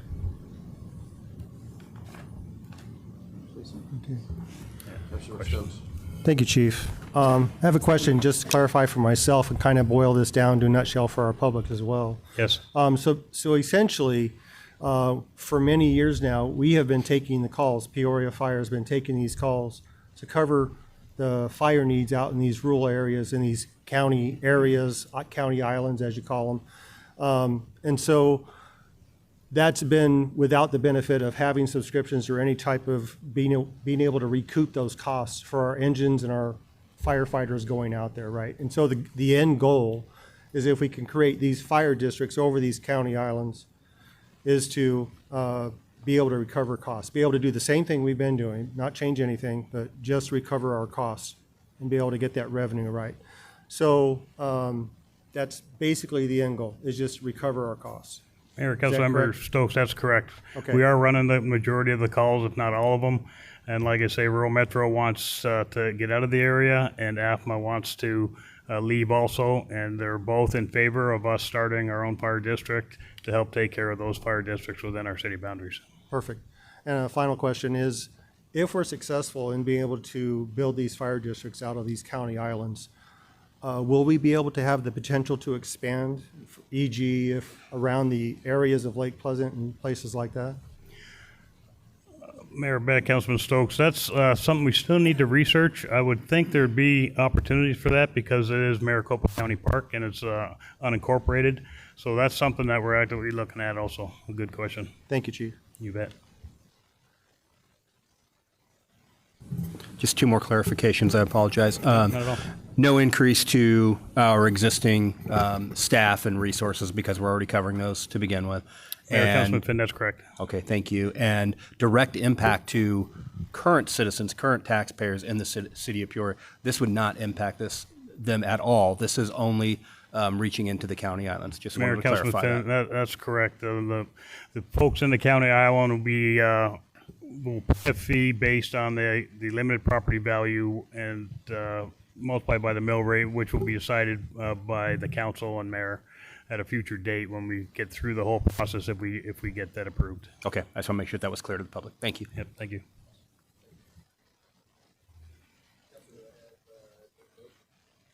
I guess I should turn this on. Council, do I have a motion to approve agenda item 13R? Motion to approve 13R. Do I have a second? Second. Please vote. Councilmember Dunn, how do you vote? I vote yes.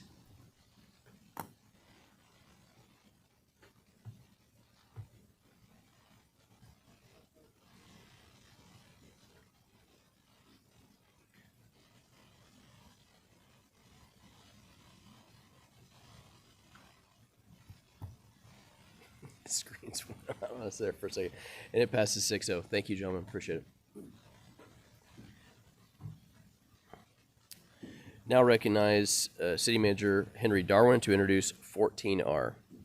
Thank you, Mayor. Mayor and Council, for agenda items 14R and 15R, we have a single presentation with two votes.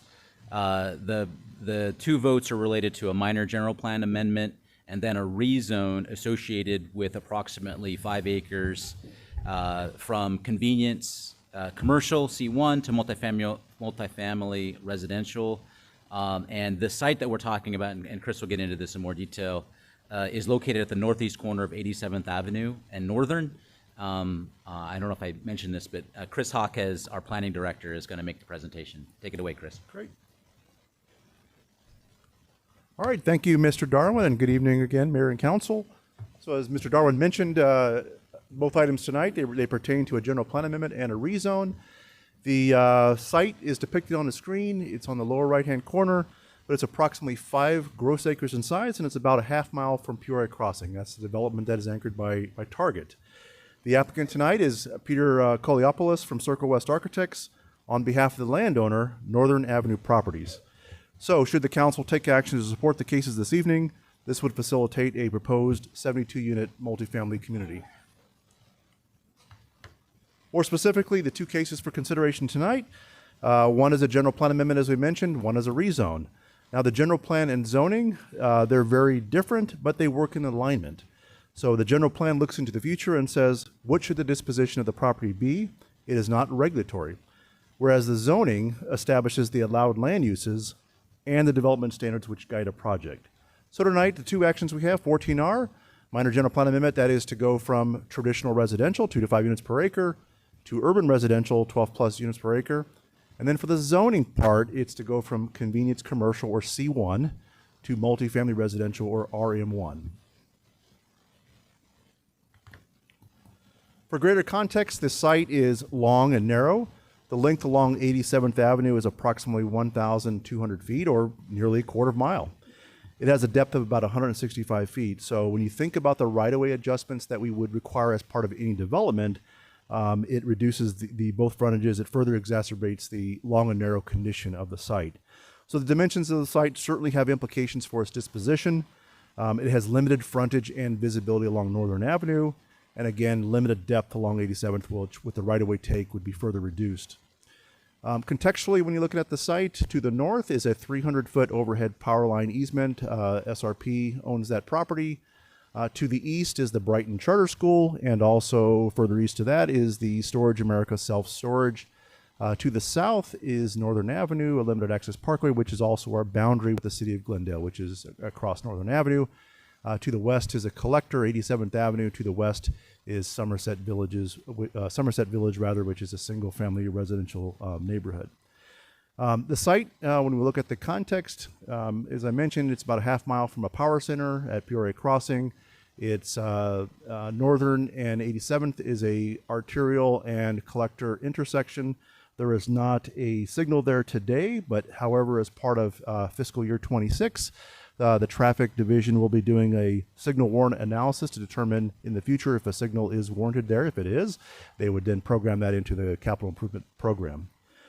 As I mentioned, this is an infill site. And as you think of the larger context, the site is proximate not only to Peoria Crossing, but also the larger commercial magnets along the Loop 101, including Park West and Westgate. First, a little bit about the land use disposition. This site was annexed back in 1982 along with some neighboring areas. In 1984, this site, along with several of the properties to the east, they were rezoned as part of a larger 10-acre rezoned case. That rezone changed the zoning to C1 or convenience commercial. But by way of background, C1 is one of 8 commercial zoning districts we have in the city. It's on the lower end of intensity. It's more so allows for neighborhood scale retail opportunities there. What resulted was several long and narrow parcels that were all zoned commercial. So looking back and looking at the disposition, at one time it was plausible that somebody could have obtained all the parcels, reduce the remove the lot lines, and then you have a pretty meaningful development site there. That didn't occur, and with the case of the subject site, it has sat vacant with commercial zoning for over 40 years. In the intervening years, Brighton Charter School was constructed in the middle in 2002, and then in 2019, the self-storage facility came in and was constructed further east. So what we have remaining today is the infill parcel, the subject site. So before we get into the evaluation of the case, let's talk about what the applicant is proposing. What you see on the screen, that is the conceptual site plan. This illustrates a development of 5 buildings, or a total of 72 units. 48 or 2/3 of those units are 1 bedroom, and the other 1/3 are 2 bedrooms. All of the buildings are proposed at a maximum height of 34 feet, and that's to keep it in scale with the area. The plan itself consists of 162 parking spaces. Some are within garages and other are surface. So in a moment, I'll show you some renderings of the project so you can see how it feels. We should note that the parking shown here does exceed the city code minimum requirements. So there are 2 amenity areas. The northern amenity area consists of a pickleball court, outdoor barbecue and ramada, and then the south amenity area consists of an outdoor pool, jacuzzi, and ramada. In terms of access, there would be no access from Northern Avenue as a limited access parkway. There would be 2 access points from 87th Avenue, and those access points would align with the streets on the neighboring subdivision of Somerset. There's also a fire access that's identified on the lower southern portion of the site that would provide access to the school. And then finally, in a bid to address some neighborhood concerns that I'll talk about later, the applicant has conceptually worked out a connection from Brighton School along the northern edge of the site, and this would be trued up in site plan review. So just kind of a blow up of the site that I talked about. So on the left hand of the screen, that's going north. On the bottom, that's 87th Avenue. So you can see the layout of the site again. You can sort of see, I guess, the yellow circles. Those are the amenity areas. And with the blue arrows, those are the proposed connection points, again, to align with the subdivision to the west. One other element of the site plan, there have been concerns expressed from Somerset to the west about privacy. So what this graphic illustrates is just a cross-section of 87th Avenue looking northbound. And so what you see from the face of the unit of the subdivision wall to the subdivision wall, rather, is about 133 feet. If you consider the nearest building, the multifamily building, to the nearest single-family home, you're talking about 169 feet of separation there. So in the intervening space on the subject site, firstly, you would have a 15-foot street landscape buffer, and then separating the multifamily buildings from the school to the east, you would have a 20-foot buffer and landscape setback. So these are some graphics that the applicant provided that gives you a little bit of a indication of the character. Certainly in their presentation they got more renderings than I have, but this shows a look going southbound along 87, so you can see the development here to the west. And then if we zoom in a little bit, that is an illustration of the project right on. So you can see the garage spaces and some of the parking spaces out in front there.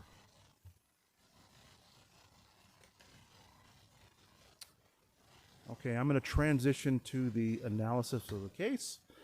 So 14R, again, that's a general plan amendment. They're seeking to redesignate from traditional residential to urban residential. So as I mentioned, the general plan, we're looking at the land use disposition. What should be here in the future? Is it suited for traditional single family? That's the question. And I think when we found that the dimensions of the property, they certainly create constraints for any land use that comes here. But to start with, the 165-foot depth, that would be further reduced by the right-of-way take that would be required along 87th. So then you're talking about 130 feet after the right-of-way improvements. But when you think about single family, we would not ever permit single family homes to front on 87th because of our access management policy. So really what we're trying to do is reduce the number of roadway friction on 87. So you have a limited number of access points on the 87th to have smooth roadway access.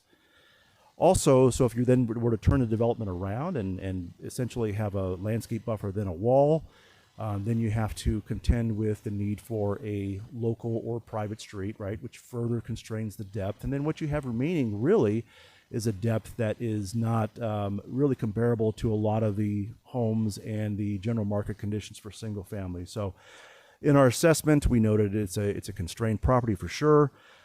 We think the multifamily provides a land use transition from the non-residential uses to the east as you're going westbound. It's along a busy parkway of Northern Parkway.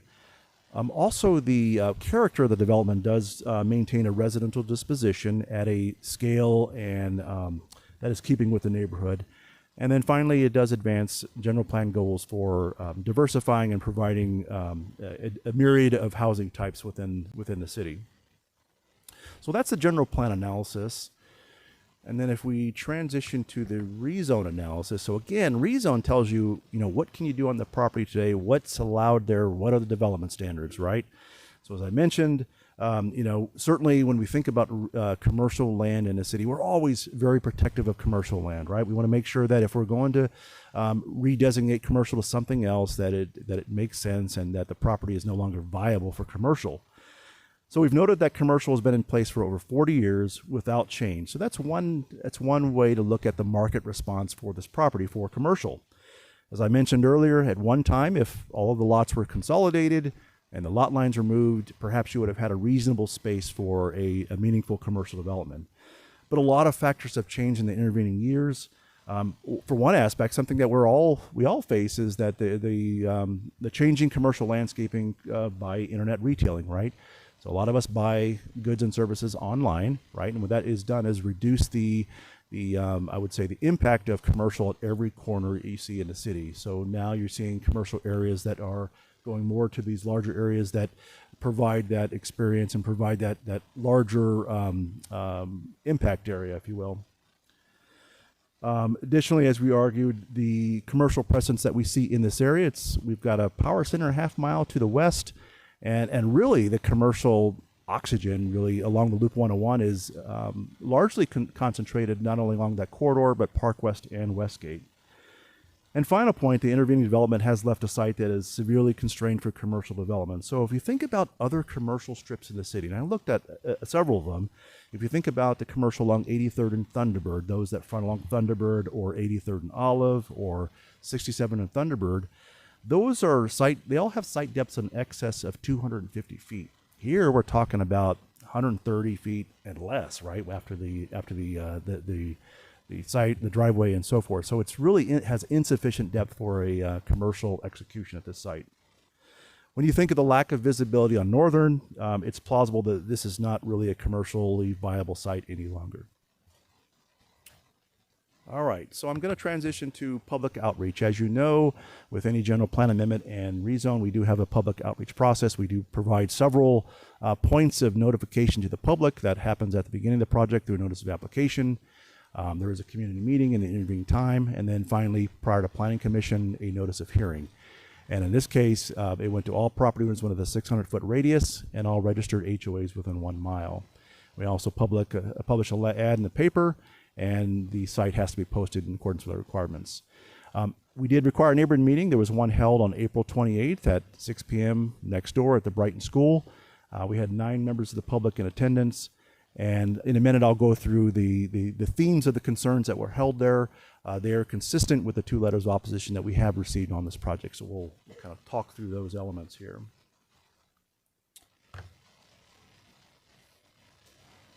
So when looking at the concerns, there were blanket concerns about the perceived impact on property values or crime. As we note on those are more subjective, rather not substantiated in this case. But more importantly, they're not within the purview of a land use analysis. There were also concerns about traffic generation and intersection safety. So as part of the rezone, we do require the applicant to prepare a traffic impact statement, and that's reviewed by our traffic division. So the TIS rather indicated that this development would have a low traffic generation with 28 AM peak hour trips and 26 PM peak hour trips. As part of the right-of-way improvements, we would be requiring a right turn lane along Northern Avenue as you're accessing 87th Avenue. There would be right-of-way improvements that required along Northern to reach the full right-of-way depth, 65-foot half street, and also 87th Avenue to reach an 80-foot right-of-way. There was no signal warranted as part of the traffic impact statement, but as I mentioned earlier, as part of this fiscal year, the traffic division, they will be doing a signal warrant analysis of the intersection to determine if a signal is warranted in the future. And if it is, they would work through the budget process to program that within an outlying capital improvement program year.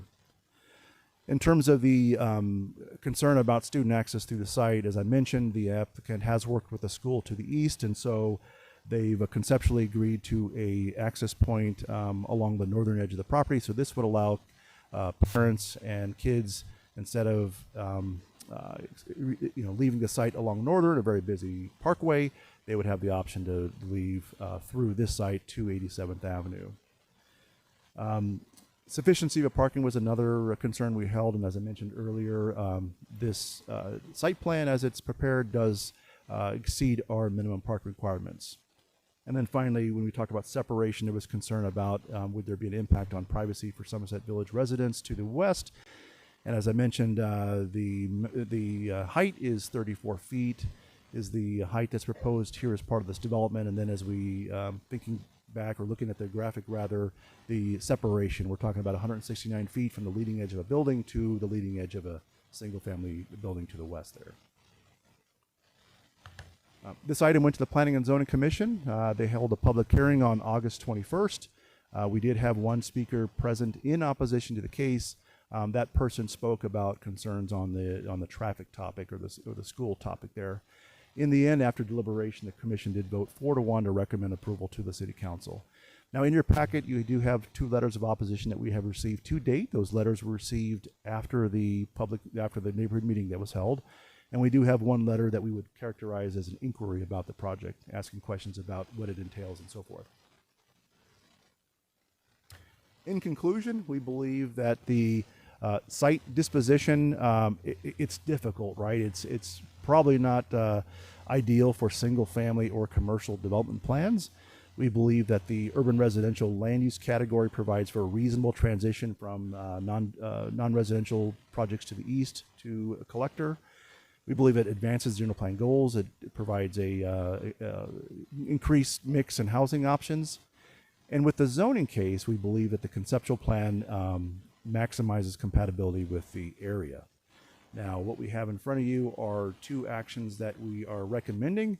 So the first one is with the general plan amendment, a recommendation to accept the Planning and Zoning Commission recommendation of approval. And secondly, with the rezone, the recommendation is to adopt the ordinance as recommended by the Planning and Zoning Commission, subject to conditions 1 through 5. I do want to make one note. We did add one condition after the Planning and Zoning Commission meeting, and that was to limit the building height to 34 feet. And the reason for that is, again, the applicant is asking to go to RM1 zoning district, which allows 48 feet. So of course we would want the development to be successful, but in the event the development did not occur, we did not want a situation where another developer came in and then would be able to build the 48 feet. Again, the whole idea is that we have a project and a development that is compatible and in scale with the neighborhood. So we think this condition is relevant and adequate on this project. So with that, Mayor and Council, I'm happy to answer any questions you have. Councilmember Crawford. Thank you. I don't really have any questions specifically. Thank you for addressing the building height that we spoke about in the event that this project doesn't come to fruition, what that would look like. My main concern would be the privacy of the residents in Somerset Village. So thank you for that.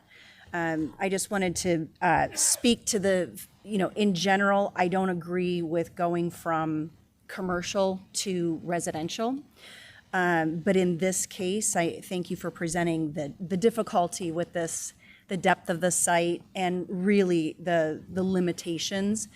Due to those limitations, I believe that this is an applicable rezone, and so therefore I'll be supporting it.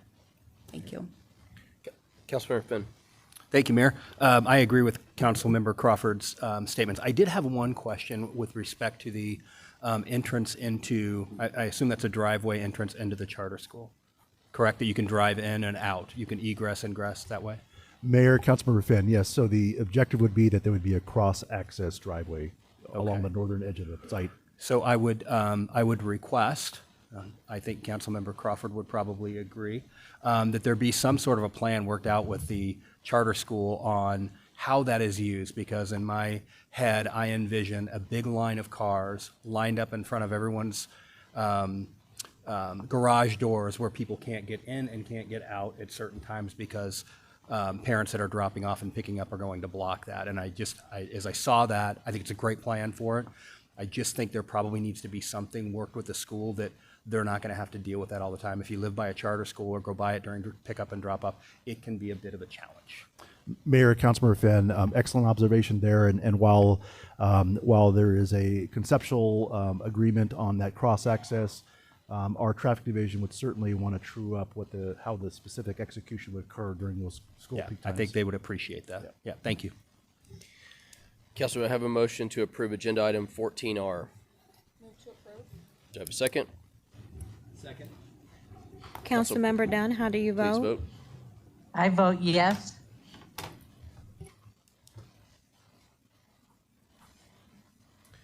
And it passes 6-0. Thank you. You just want to keep on rolling on 15R? Yes. All right.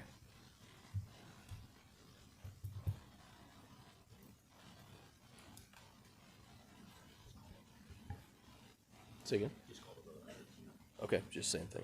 All right. Councilor, do I have a motion on 15R? You have nothing else on 15R? Okay. Councilor, I have a motion on 15R. Move to approve 15R. Second. All right. Council, please vote. Councilmember Dunn, how do you vote? I vote yes.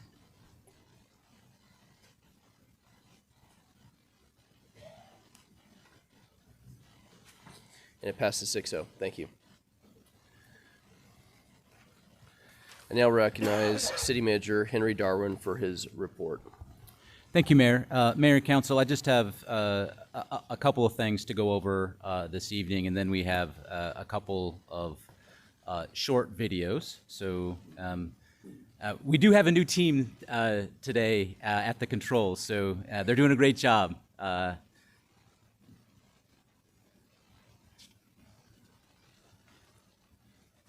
You're doing fine, Tim. You're doing a great job, Tim. No need to panic. You can do it. Technology with an audience is not easy. We understand that.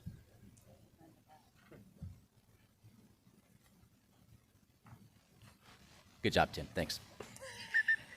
So I wanted to take a brief second to talk about a portion of the successful auction that happened on August 27th.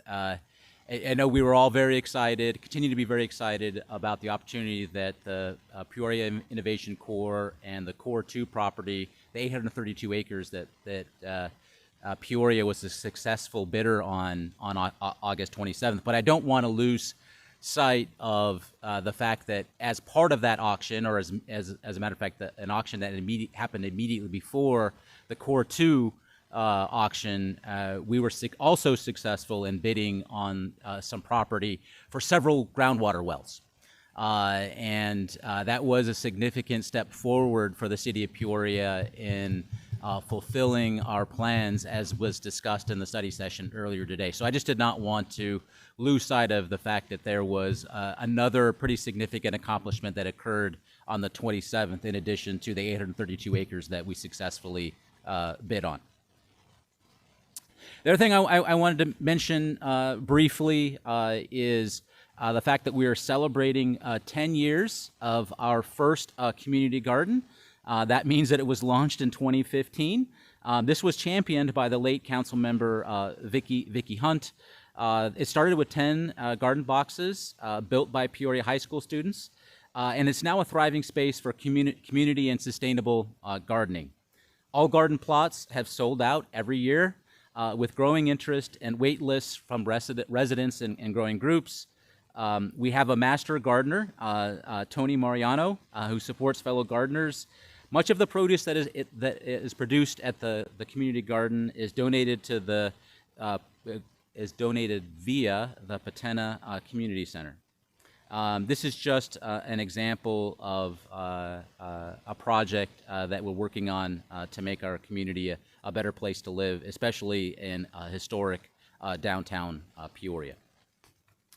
Also want to provide our congratulations.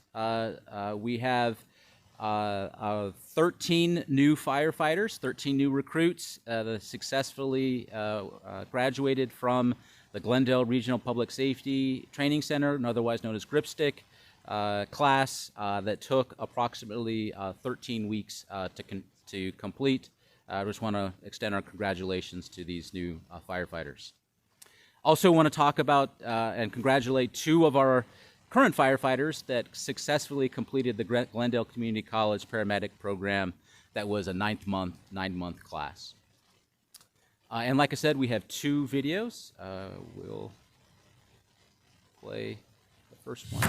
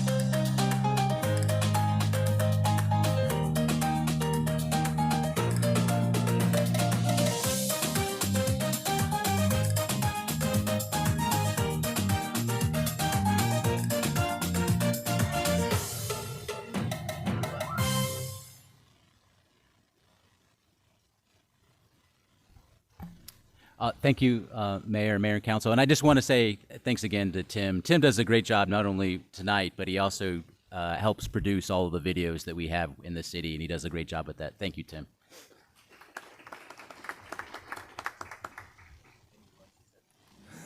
He does that. He absolutely loves attention. Next would be the mayor's report. So this last week, the 24th, we had the 24th anniversary of September 11th. I know I spoke to a lot of our police officers and firefighters that were impacted that day. And I know that everybody that is across the country, but not only just in the country, but across the world. I actually was in London that morning and flew back in the afternoon. And when I started off in London that morning, the firefighters in the city of London proper were literally raising American flags, which was a pretty amazing experience to see that our partner nation around the world were actually. It doesn't surprise me though with firefighters. It was pretty amazing, pretty prideful. Anybody that was actually going to the airport, there were American flags, and there were probably 4 or 5 of them that were draped along the road. So it was pretty amazing experience. It just shows you it did not just impact this nation; it impacted the world for many reasons, and that the commonality of what that day meant for so many of us is still alive, and it will not be forgotten. So. On the second thing is we also have do you have slides? I don't know if you had slides or not. Sorry, I don't think I have a video. I'm not gonna force you in it. Next is the Hispanic Heritage Month. We have the Somos Peoria event, and that is coming up. The last that I'll speak about is the we don't have a photo of this, but the loss of Charlie Kirk. This last week, I would be completely remiss by skipping over this because it impacted so many people across the nation, and it should. Somebody that was whether you liked him or hated him as an individual doesn't even matter. The gentleman was practicing his free speech and the things that we should be able to value as a nation, value as a country, as a state, as a city, or just in our local community, or just generally as just human beings anywhere around the world, should be able to have the ability to express our opinions and not hate on the other person while that is occurring. It is, lots of people say vile things. I've seen all sorts of things. Good and bad, but the thing that I try to remember is the things that my 17-year-old son actually said to me. When I was flying back from London, literally messaging him back and forth, and the thing that stuck with me was his statement of earn the future that America deserves. Earn the future that America deserves. Part of that, a big part of that, is just simple communication and having the human experience with each other and being able to communicate with each other. Without that, and without that capability of being able to communicate, we lose all sense of reason, and we start to attack each other on every single issue instead of actually having a conversation.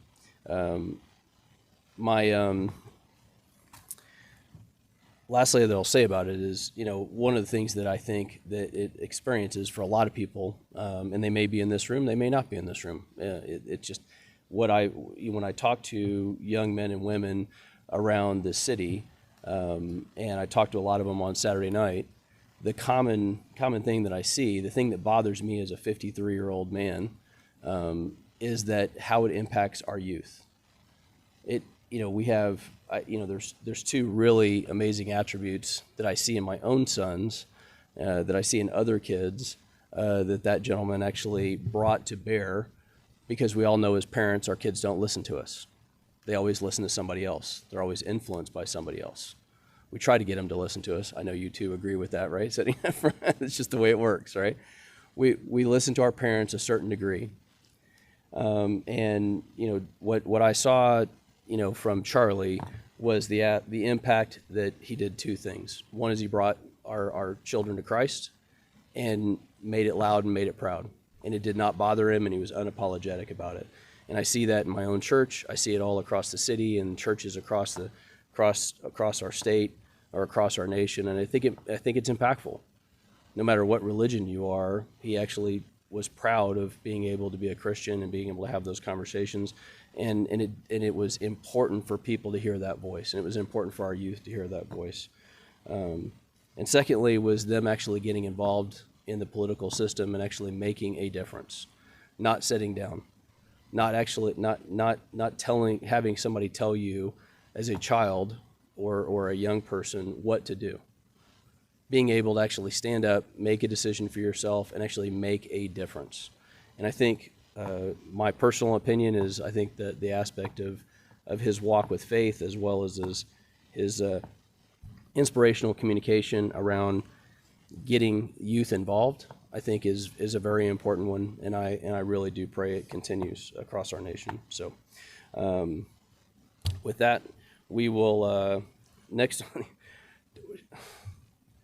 You guys are killing me with the CFDs. So I'm going to try to make this as painless as possible. I'm going to apologize ahead of time. We have a process that we have to go through, and then we will have speakers come up. So next on the agenda, we will move to consider several CFDs.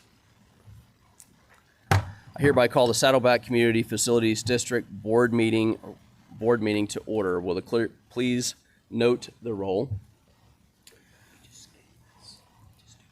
Okay. I do have a motion. Do I have a motion to approve the consent agenda on the Saddleback Community Facilities District without repeating what I just said? And I'm looking at Councilmember Full. Councilmember Dunn, how do you vote? I vote yes. All in favor say aye. Aye. Okay. Passes 6-0. Okay. No further business. Hereby adjourn the Saddleback Communities Facility District Board meeting number 1. Good with that, Kevin? Okay. I hereby call the, if that's, I'll just repeat that one. I hereby call the Saddleback Community Facilities District 2 board meeting to order. Clerk, please note the roll. Do I have a motion to approve the consent agenda? Motion to approve. Do I have a second? Second. All in favor say aye. Aye. Aye. Aye. Passes 6-0. There being no further business, I hereby adjourn Saddleback Community Facilities District Board 2. Unfortunately, I keep having to use this gavel. So I hereby call the Saddleback Communities Facility District Board 3 meeting to order. Will the clerk please note the roll? Do I have a motion to approve the consent agenda? Oh, yeah, that was a deal. Yes? Move to approve. Second? Do I have a vote? Please vote. All in favor say aye. Aye. Totally distracted by that in the background. Councilmember Dunn, how do you vote? She said aye. I vote yes. There being no Okay. further business, I adjourn the Saddleback Community Facilities District Board 3. I hereby call the Saddleback Community, I feel like an auctioneer right now. But Community Facilities District Board 4 meeting to order. Will the clerk please note the roll? Do I have a motion to approve the consent agenda on this number 4 board meeting? So moved. Do I have a second? Second. Please vote. All in favor say aye. Aye. Aye. There being no further business, I hereby adjourn the Saddleback Communities Facility District number 4 board meeting. Is this the last one? Wow, this is amazing. Okay. I hereby call the Saddleback Communities Facility District number 5 board meeting to order. Clerk, please note the roll. I'm stuttering at this point. Do I have a motion to approve the consent agenda item on District number 5 board meeting? Do I have a second? Second. All in favor say aye. Aye. Aye. There being no further business, I hereby adjourn Saddleback Community Facilities District number 5 board meeting. There you go. Kevin, that one's for you. Okay. Hey, I had a question on CFD number 3. It's already passed. Next on the agenda is called to the public. As a reminder, each speaker will refrain from personal attacks, foul, abusive language, and will maintain a civil and courteous manner and tone. Members of the audience shall respect the rights of others and will not create noise or civil disturbances or disrupt the meeting at this time. By state law, council is not authorized to discuss or take action of any issues raised by public comment until a later meeting. I have a name, Bo. There you go, Bo.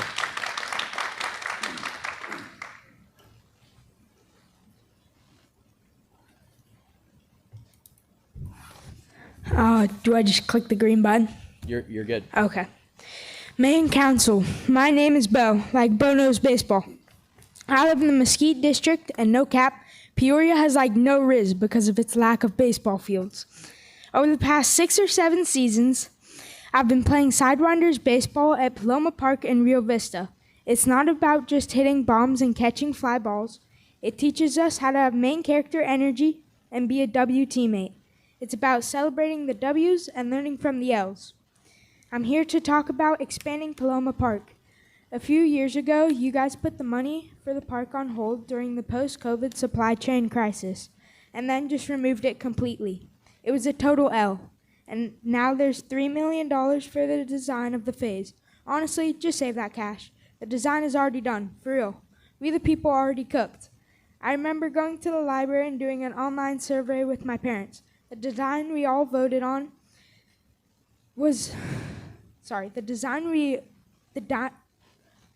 is already done, for real.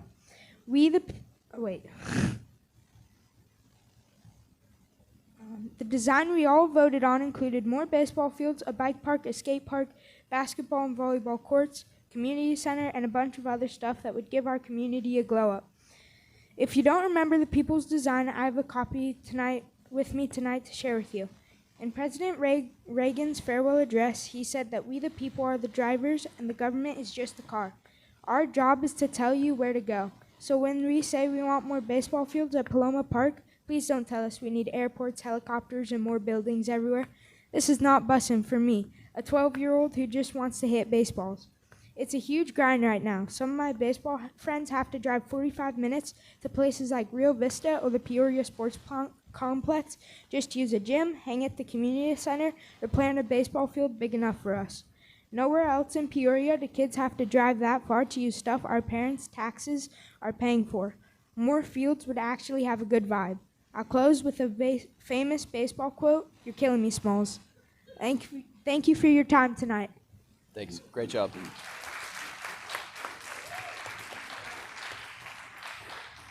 Great job, Bo. Becky Hamilton.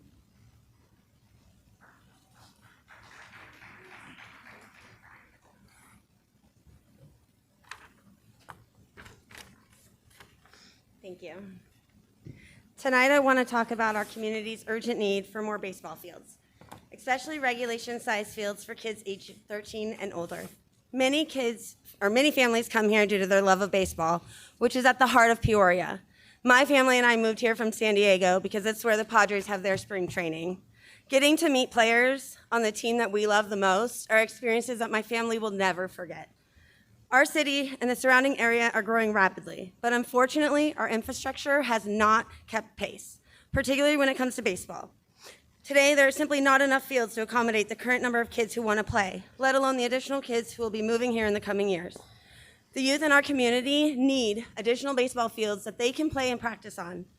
Regulation-sized fields are not a luxury. They are a necessity. Without the proper fields, our older kids are forced to play on unsuitable or unsafe conditions, or even worse, they give up the sport altogether. This leads to missed opportunities, not just to hone their athletic skills, but to learn crucial life lessons about responsibility, resilience, and respect. Studies consistently show that youth that are involved in sports and extracurricular activities are more likely to excel academically, graduate from college and high school, and go on to be successful and productive adults. For many, the field becomes a second home, a place that is safe where they can test their limits, celebrate their achievements, and learn from their failures. This is why the kids in our community deserve more baseball fields. So what can you do? You can realize the urgency of the situation. It is not a distant problem. It is a daily reality affecting hundreds of kids right now. Sidewinder Little League had an increase of 35% in fall registrations this year over last, and we had to turn kids away due to lack of fields. And based on these projections of growth, we're gonna have to turn away even more kids next year. Just 2 to 3 additional fields, 1 to 2 that are regulation size, would make a huge difference. I propose that the city of Peoria partner with Sidewinder Little League, a nonprofit organization, to provide land at a reasonable cost, or to help us collaborate with local schools to provide lighting at existing fields. Such partnerships would greatly benefit our community. We must begin allocating funds, identifying suitable locations, and engaging stakeholders in designing and constructing new fields. Sidewinder is willing to do whatever is necessary to allow the kids in this area to play baseball who want to play baseball. Chris Calcaterra and his team have worked hard trying to provide access to the Peoria Sports Complex. But unfortunately, field availability remains limited, and based on the cost, we're going to have to raise our fees for juniors next season. Tonight, I urge you to remember what's at stake. This isn't just about baseball and additional fields. It's about our collective responsibility to support and protect and empower our youth. Let's give our young people the space, support, and opportunities they deserve, because when we invest in them, we're investing in our city altogether. Thank you.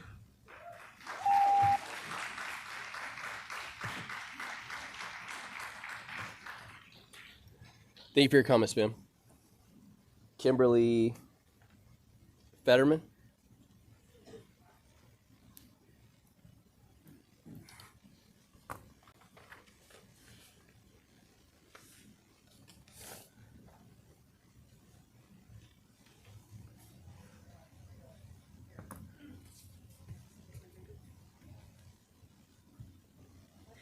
Right here.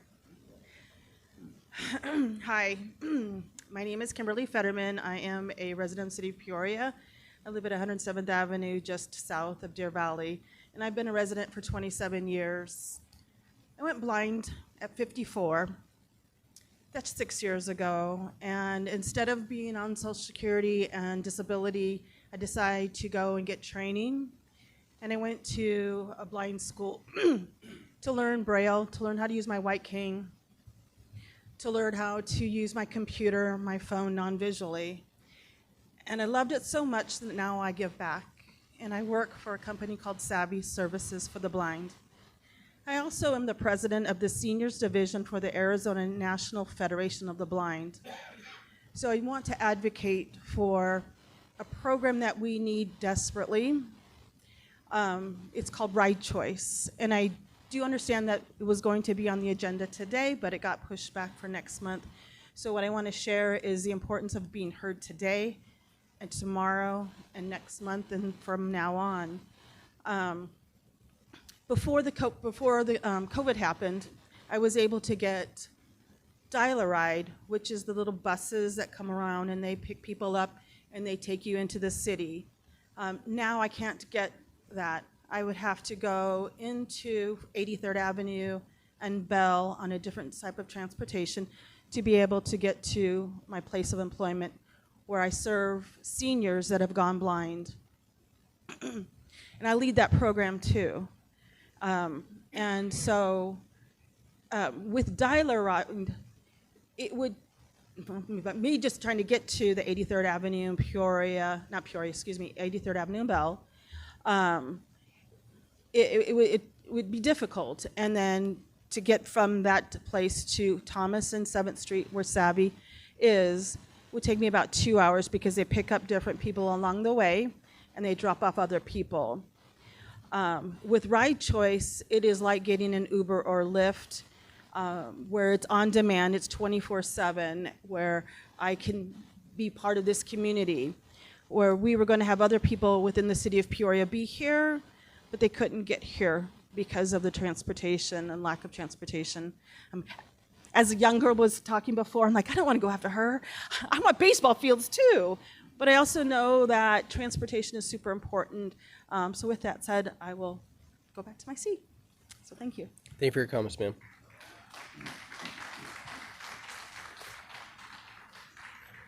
Donald Knowles.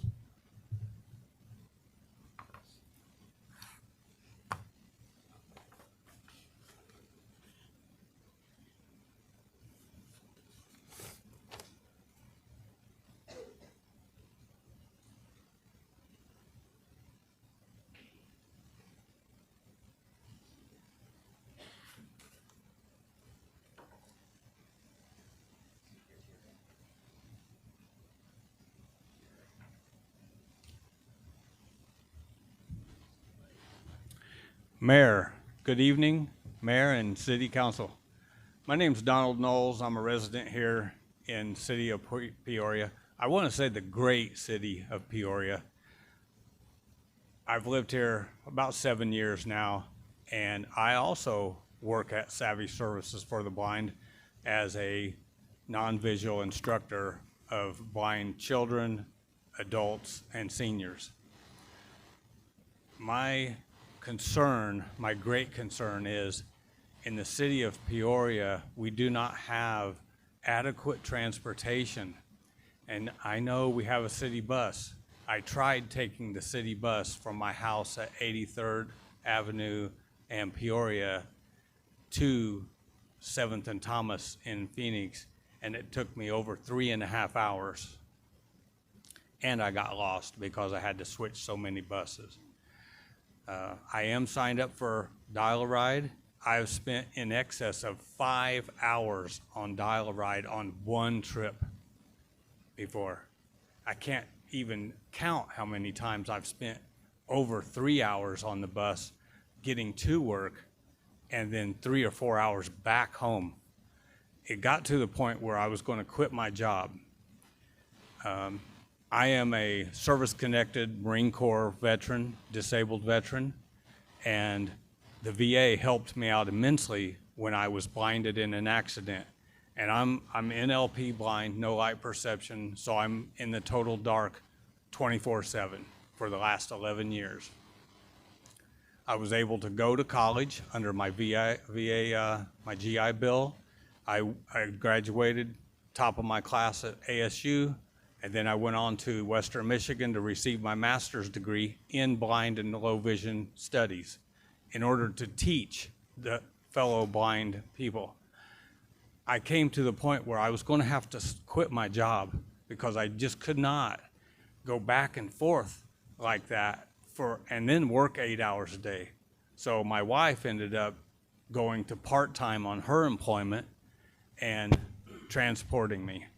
We are in dire need of ride choice in the city of Peoria so that the working blind, which there's a very small percentage of us, especially the totally blind, are actually working.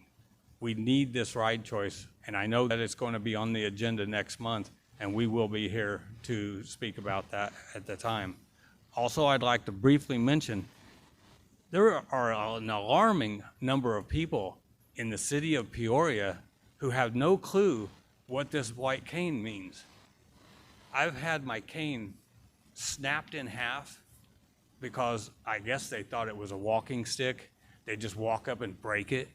When I'm in the city of Phoenix, I don't get that same reaction from the average person. So we are going to discuss as well next month and today blind awareness of our blind citizens here in this city. And you don't see many of us because most of us are at home, sitting on the couch, listening to some inane TV show.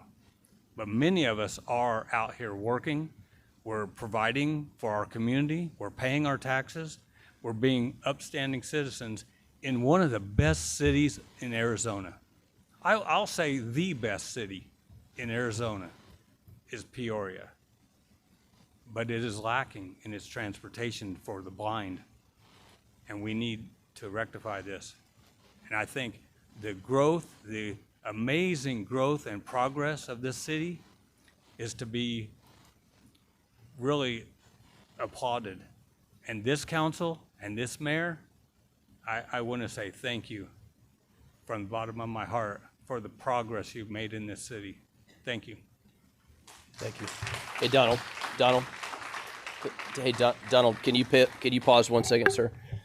So we're not supposed to address stuff, but I am going to address something, right? Mm-hmm. I've employed a lot of people with AIB, and which is Arizona Industry of the Blind, as some of you may know. But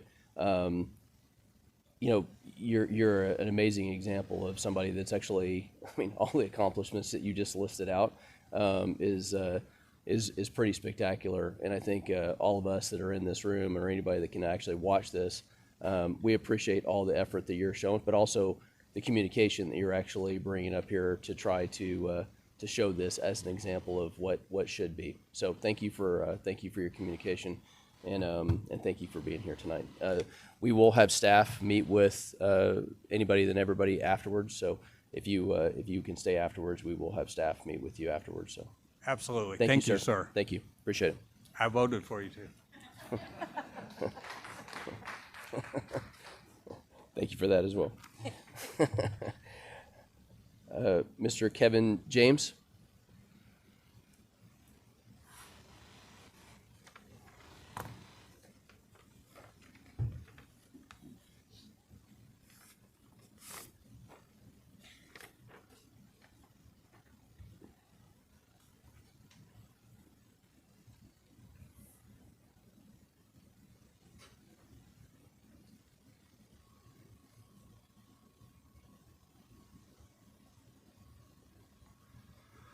Hello, my name is Kevin James. I actually live in Surprise, but tonight I have a bit of a dual role.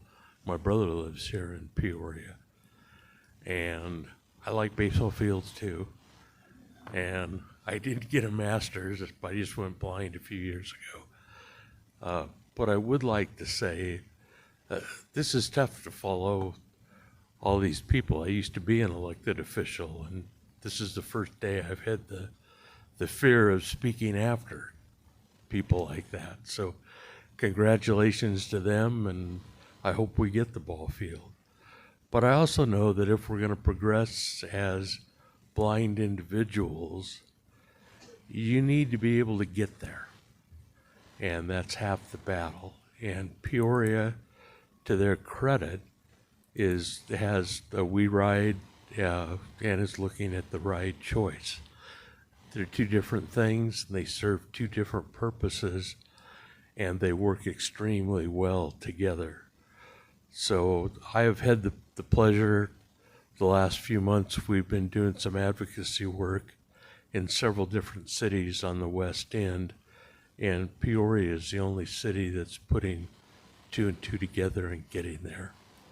So we'll be back, like we said, and getting there makes a huge difference, and I hope we go to a new ball field someday. Thank you for your comments, Kevin. Thank you. Patricia Drake.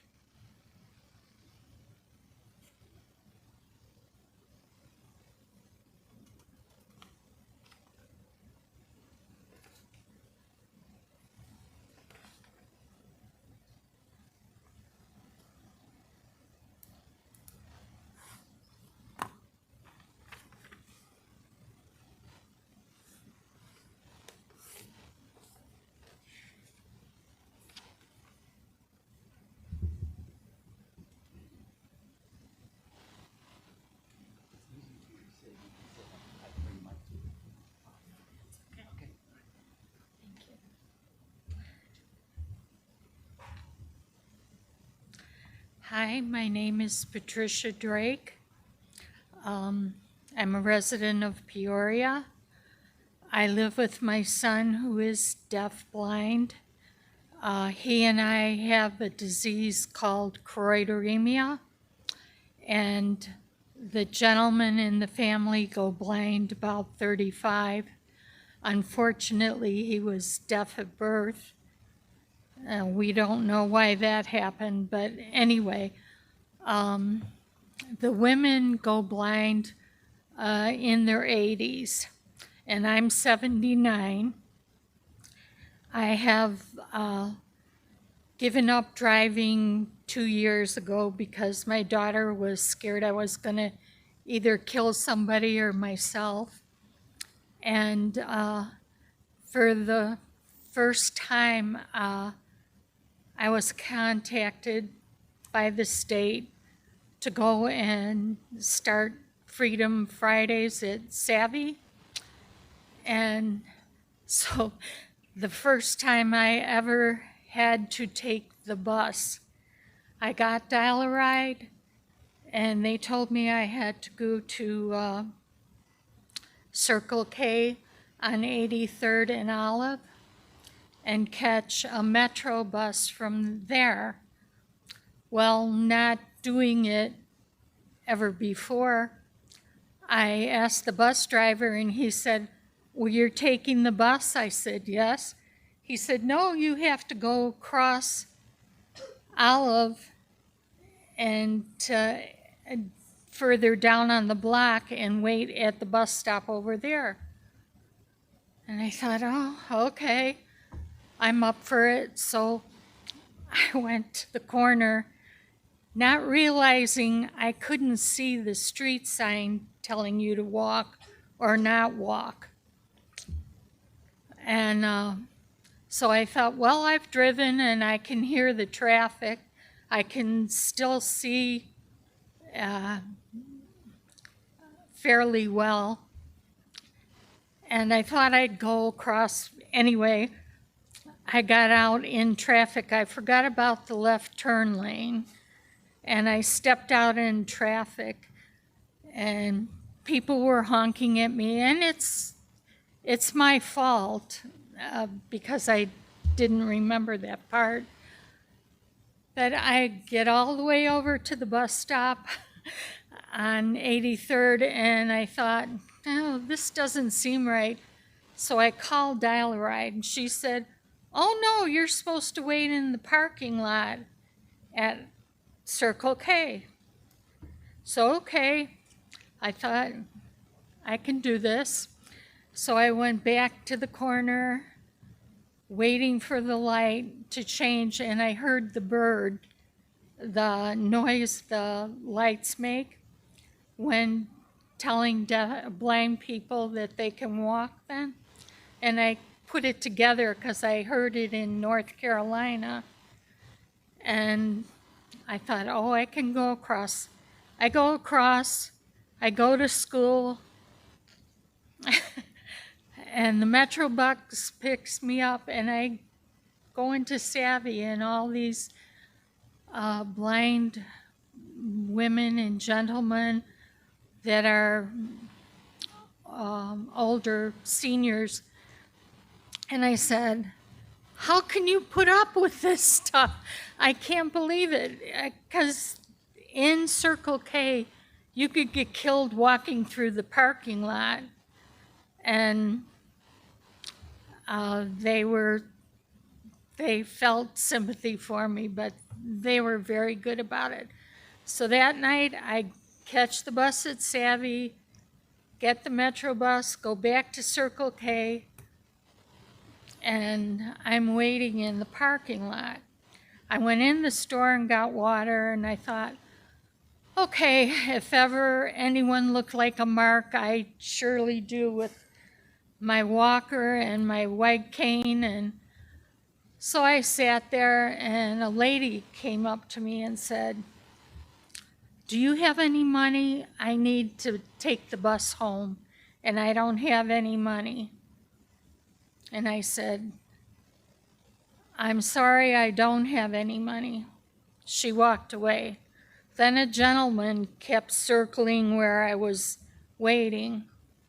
And the store owners are, there were millions of people going in and out. They didn't have time to watch me.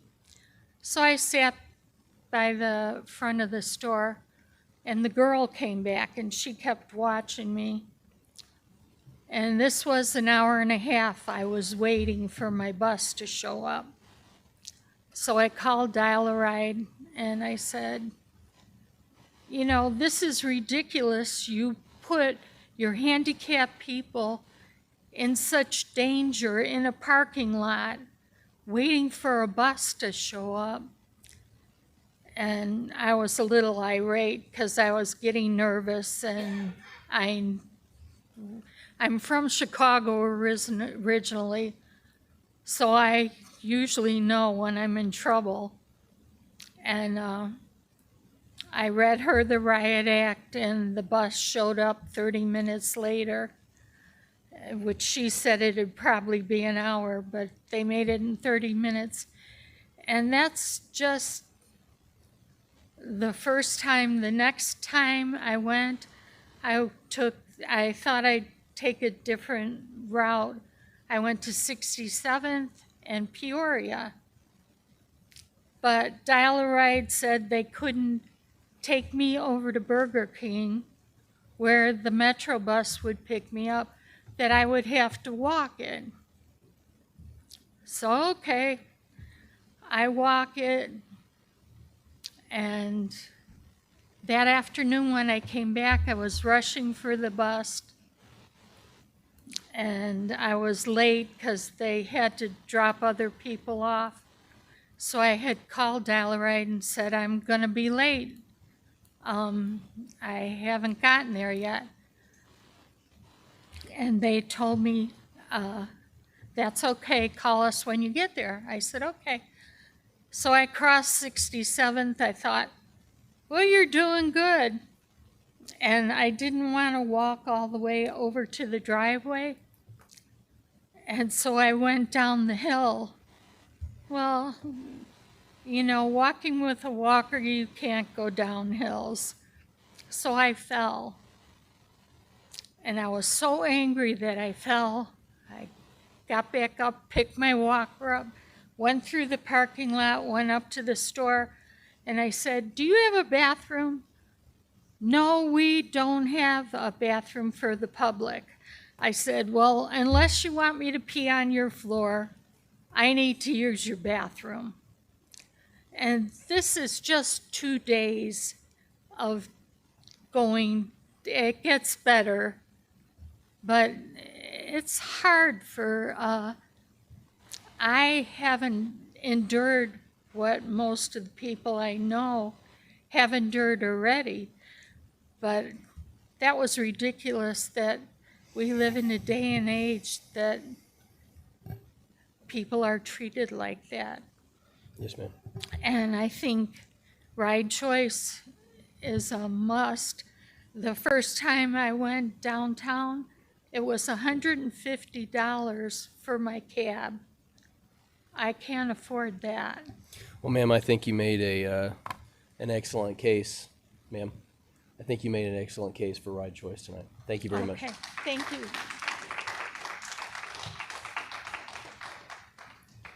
Betty Love.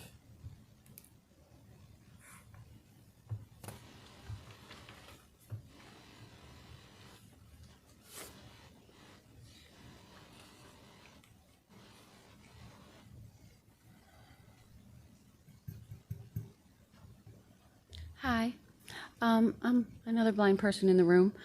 I did used to play baseball, though. I played until I was 12, until I could no longer see the ball coming at me. And I wasn't born blind, but I was born with a hereditary disease, which starts affecting you anywhere from the age of 9 until your early 20s. I was 10. My sister was 13. And she was 10 years older than me. And so by the time I was 12 years old, I knew I'd never drive a car, which I haven't. And I haven't read a book in more than 30 years. I've raised 3 children. I was a single mother for 16 of those years. And just getting from point A to point B, it's really not that easy. Dial-A-Ride is a great service, don't get me wrong. But to take 5 or 6 hours to go to a 45-minute doctor's appointment, yeah, that's an all-day thing. I don't think anybody wants to get to the doctor's like an hour and a half early because that's when they have a scheduled time for you. And then if the doctor's running late, they say, oh, just call us when you're done. And then they make you wait another 2 hours before they pick you up and take you home. And so even though I really can't complain because Dial-A-Ride has gotten me a lot of places throughout Maricopa County, it does pick me up at my door. I do not have to go to Circle K.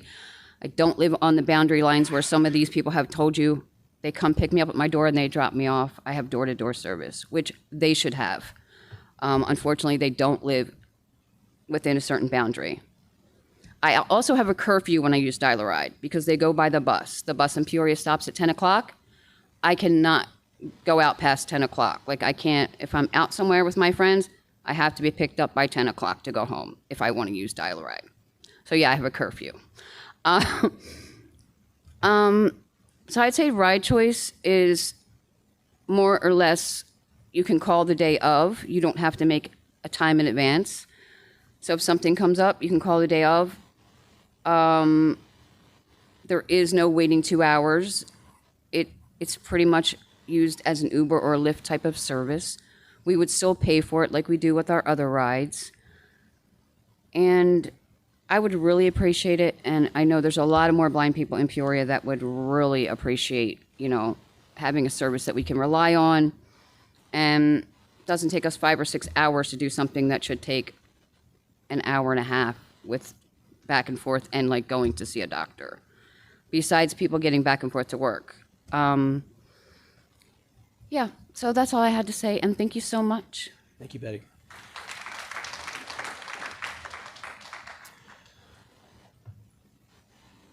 So pretty amazing speakers. Very much appreciate the information. I hope that some of you could stay to speak to staff afterwards. Just so the public understands this, there's about 83,000 legally blind citizens in the state of Peoria, or state of Arizona, of all different levels of sight. And I would hope, especially after listening to some of the stories tonight, everything from paying attention to a walking, from how somebody's actually being treated on we're supposed to have humanity. I would hope that citizens would actually try to reach out if they do see somebody that's in need, to try to help them in that situation, like we obviously need to do a better job of, and ride choice is coming up. So, Ms. Shannon Simo.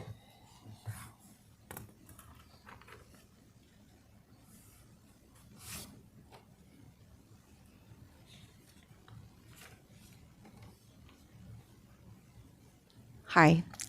I wanted to say I support the baseball field kids and the blind. I say go for it and give those people a ride, dude. It's a pain. I work with deaf people. They have to use public services for rides, and it takes an ungodly amount of time. And then imagine having to do that during the summer months. It is the worst. Okay. So I wanted to talk about the amount of density that we have going into the area. I now officially live flanked by 2 semiconductor manufacturing, testing, packaging. 3 miles if I were to make one straight beeline, and 3 miles if I wanted to make another beeline to TSMC. So I've got Amcor 3 miles beeline, and I have TSMC 3 miles beeline. Not to mention all the chemical plants and everything that'll be coming in. I saw all of Mayor Beck's interviews, and it looks like we're going to have a lot of explosion in population and business. Now, the amount of density that we have in that area is quite a bit, and with the building of Alvarado, I think it's Alvarado, it's the one off of Jomax. You guys have created a cluster in terms of traffic. Getting down 67th Avenue is far more challenging than what it once was, and I'm sure many of you live in the area, so you're kind of familiar with it. The issue that I have mainly is the fact that I think of Malibu and the Palisades, and they had so much congestion. If, God forbid, there's a wildfire, there's so much density. We can't all use the same roads, guys. And there isn't a lot of roads up there, and you guys all know that. And so if something, God forbid, happens and we have to evacuate, everybody's going to be on the same roads. Second of all, while I'm happy for my neighbors in Vistancia, and I sincerely am, this has created a headache now for my neighborhood. We are going to be, it's the water issue. I came in at the very end of the last presentation for the water guy, and he's saying it's going to take like 19 years. That's a long time, and it looks to me like Amcor's already pushing dirt. And so then we all have to wait around and hope and cross our fingers that they'll be able to find the technology and the bottlenecking will stop in order to be able to have decent water. I'd also like to point out respectfully that many of you have second homes. So if everything goes sideways, you can always just pick up and bail. We don't have that opportunity, and we still have to sell our houses if there's no water. So as a taxpayer, it's very frustrating to know that both of these, or the Amcor facility is being built on an aquifer, and then all the wells are being built in that area too. And it makes me a little nervous with it only being 3 miles each one from my house and the issue of evacuation for its citizens. I don't want to be the Palisades. I don't want to be Malibu. I don't want to be any of that. So that's all I had to say. Thanks. Thank you for your comments, ma'am. Mr. John Forsyth.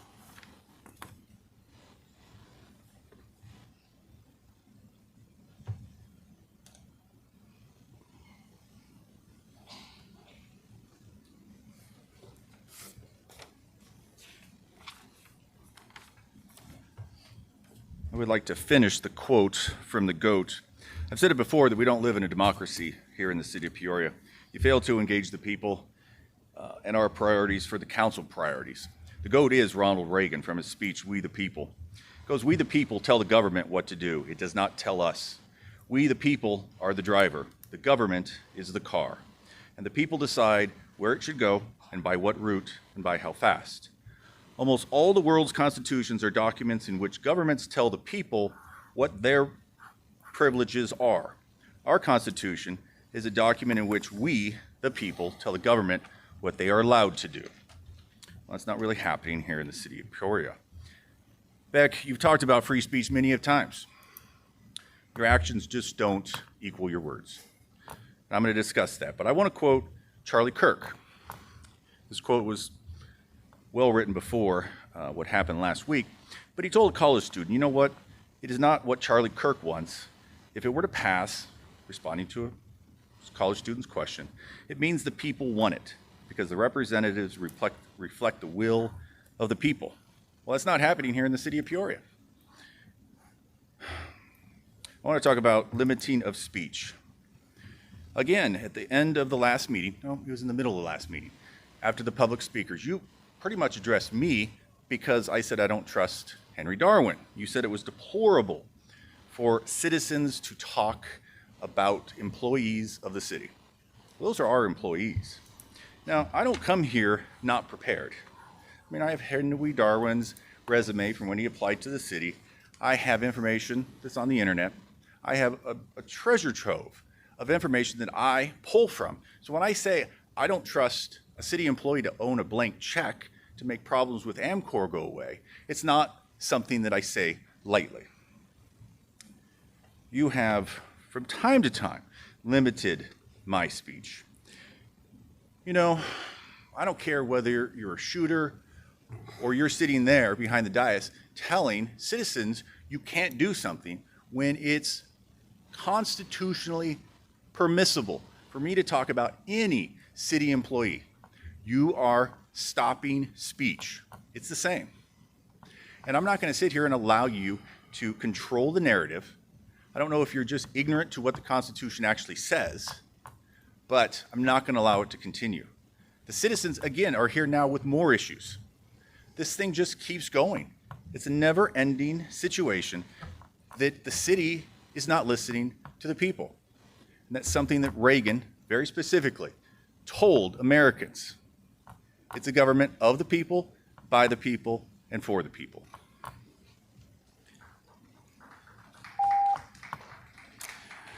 So I'm going to address something because I do care if it's a shooter or not, sir. I actually think that words actually matter and what you actually come up here and say every single time and how you address people and how you address city employees matters. So with that, we are adjourned.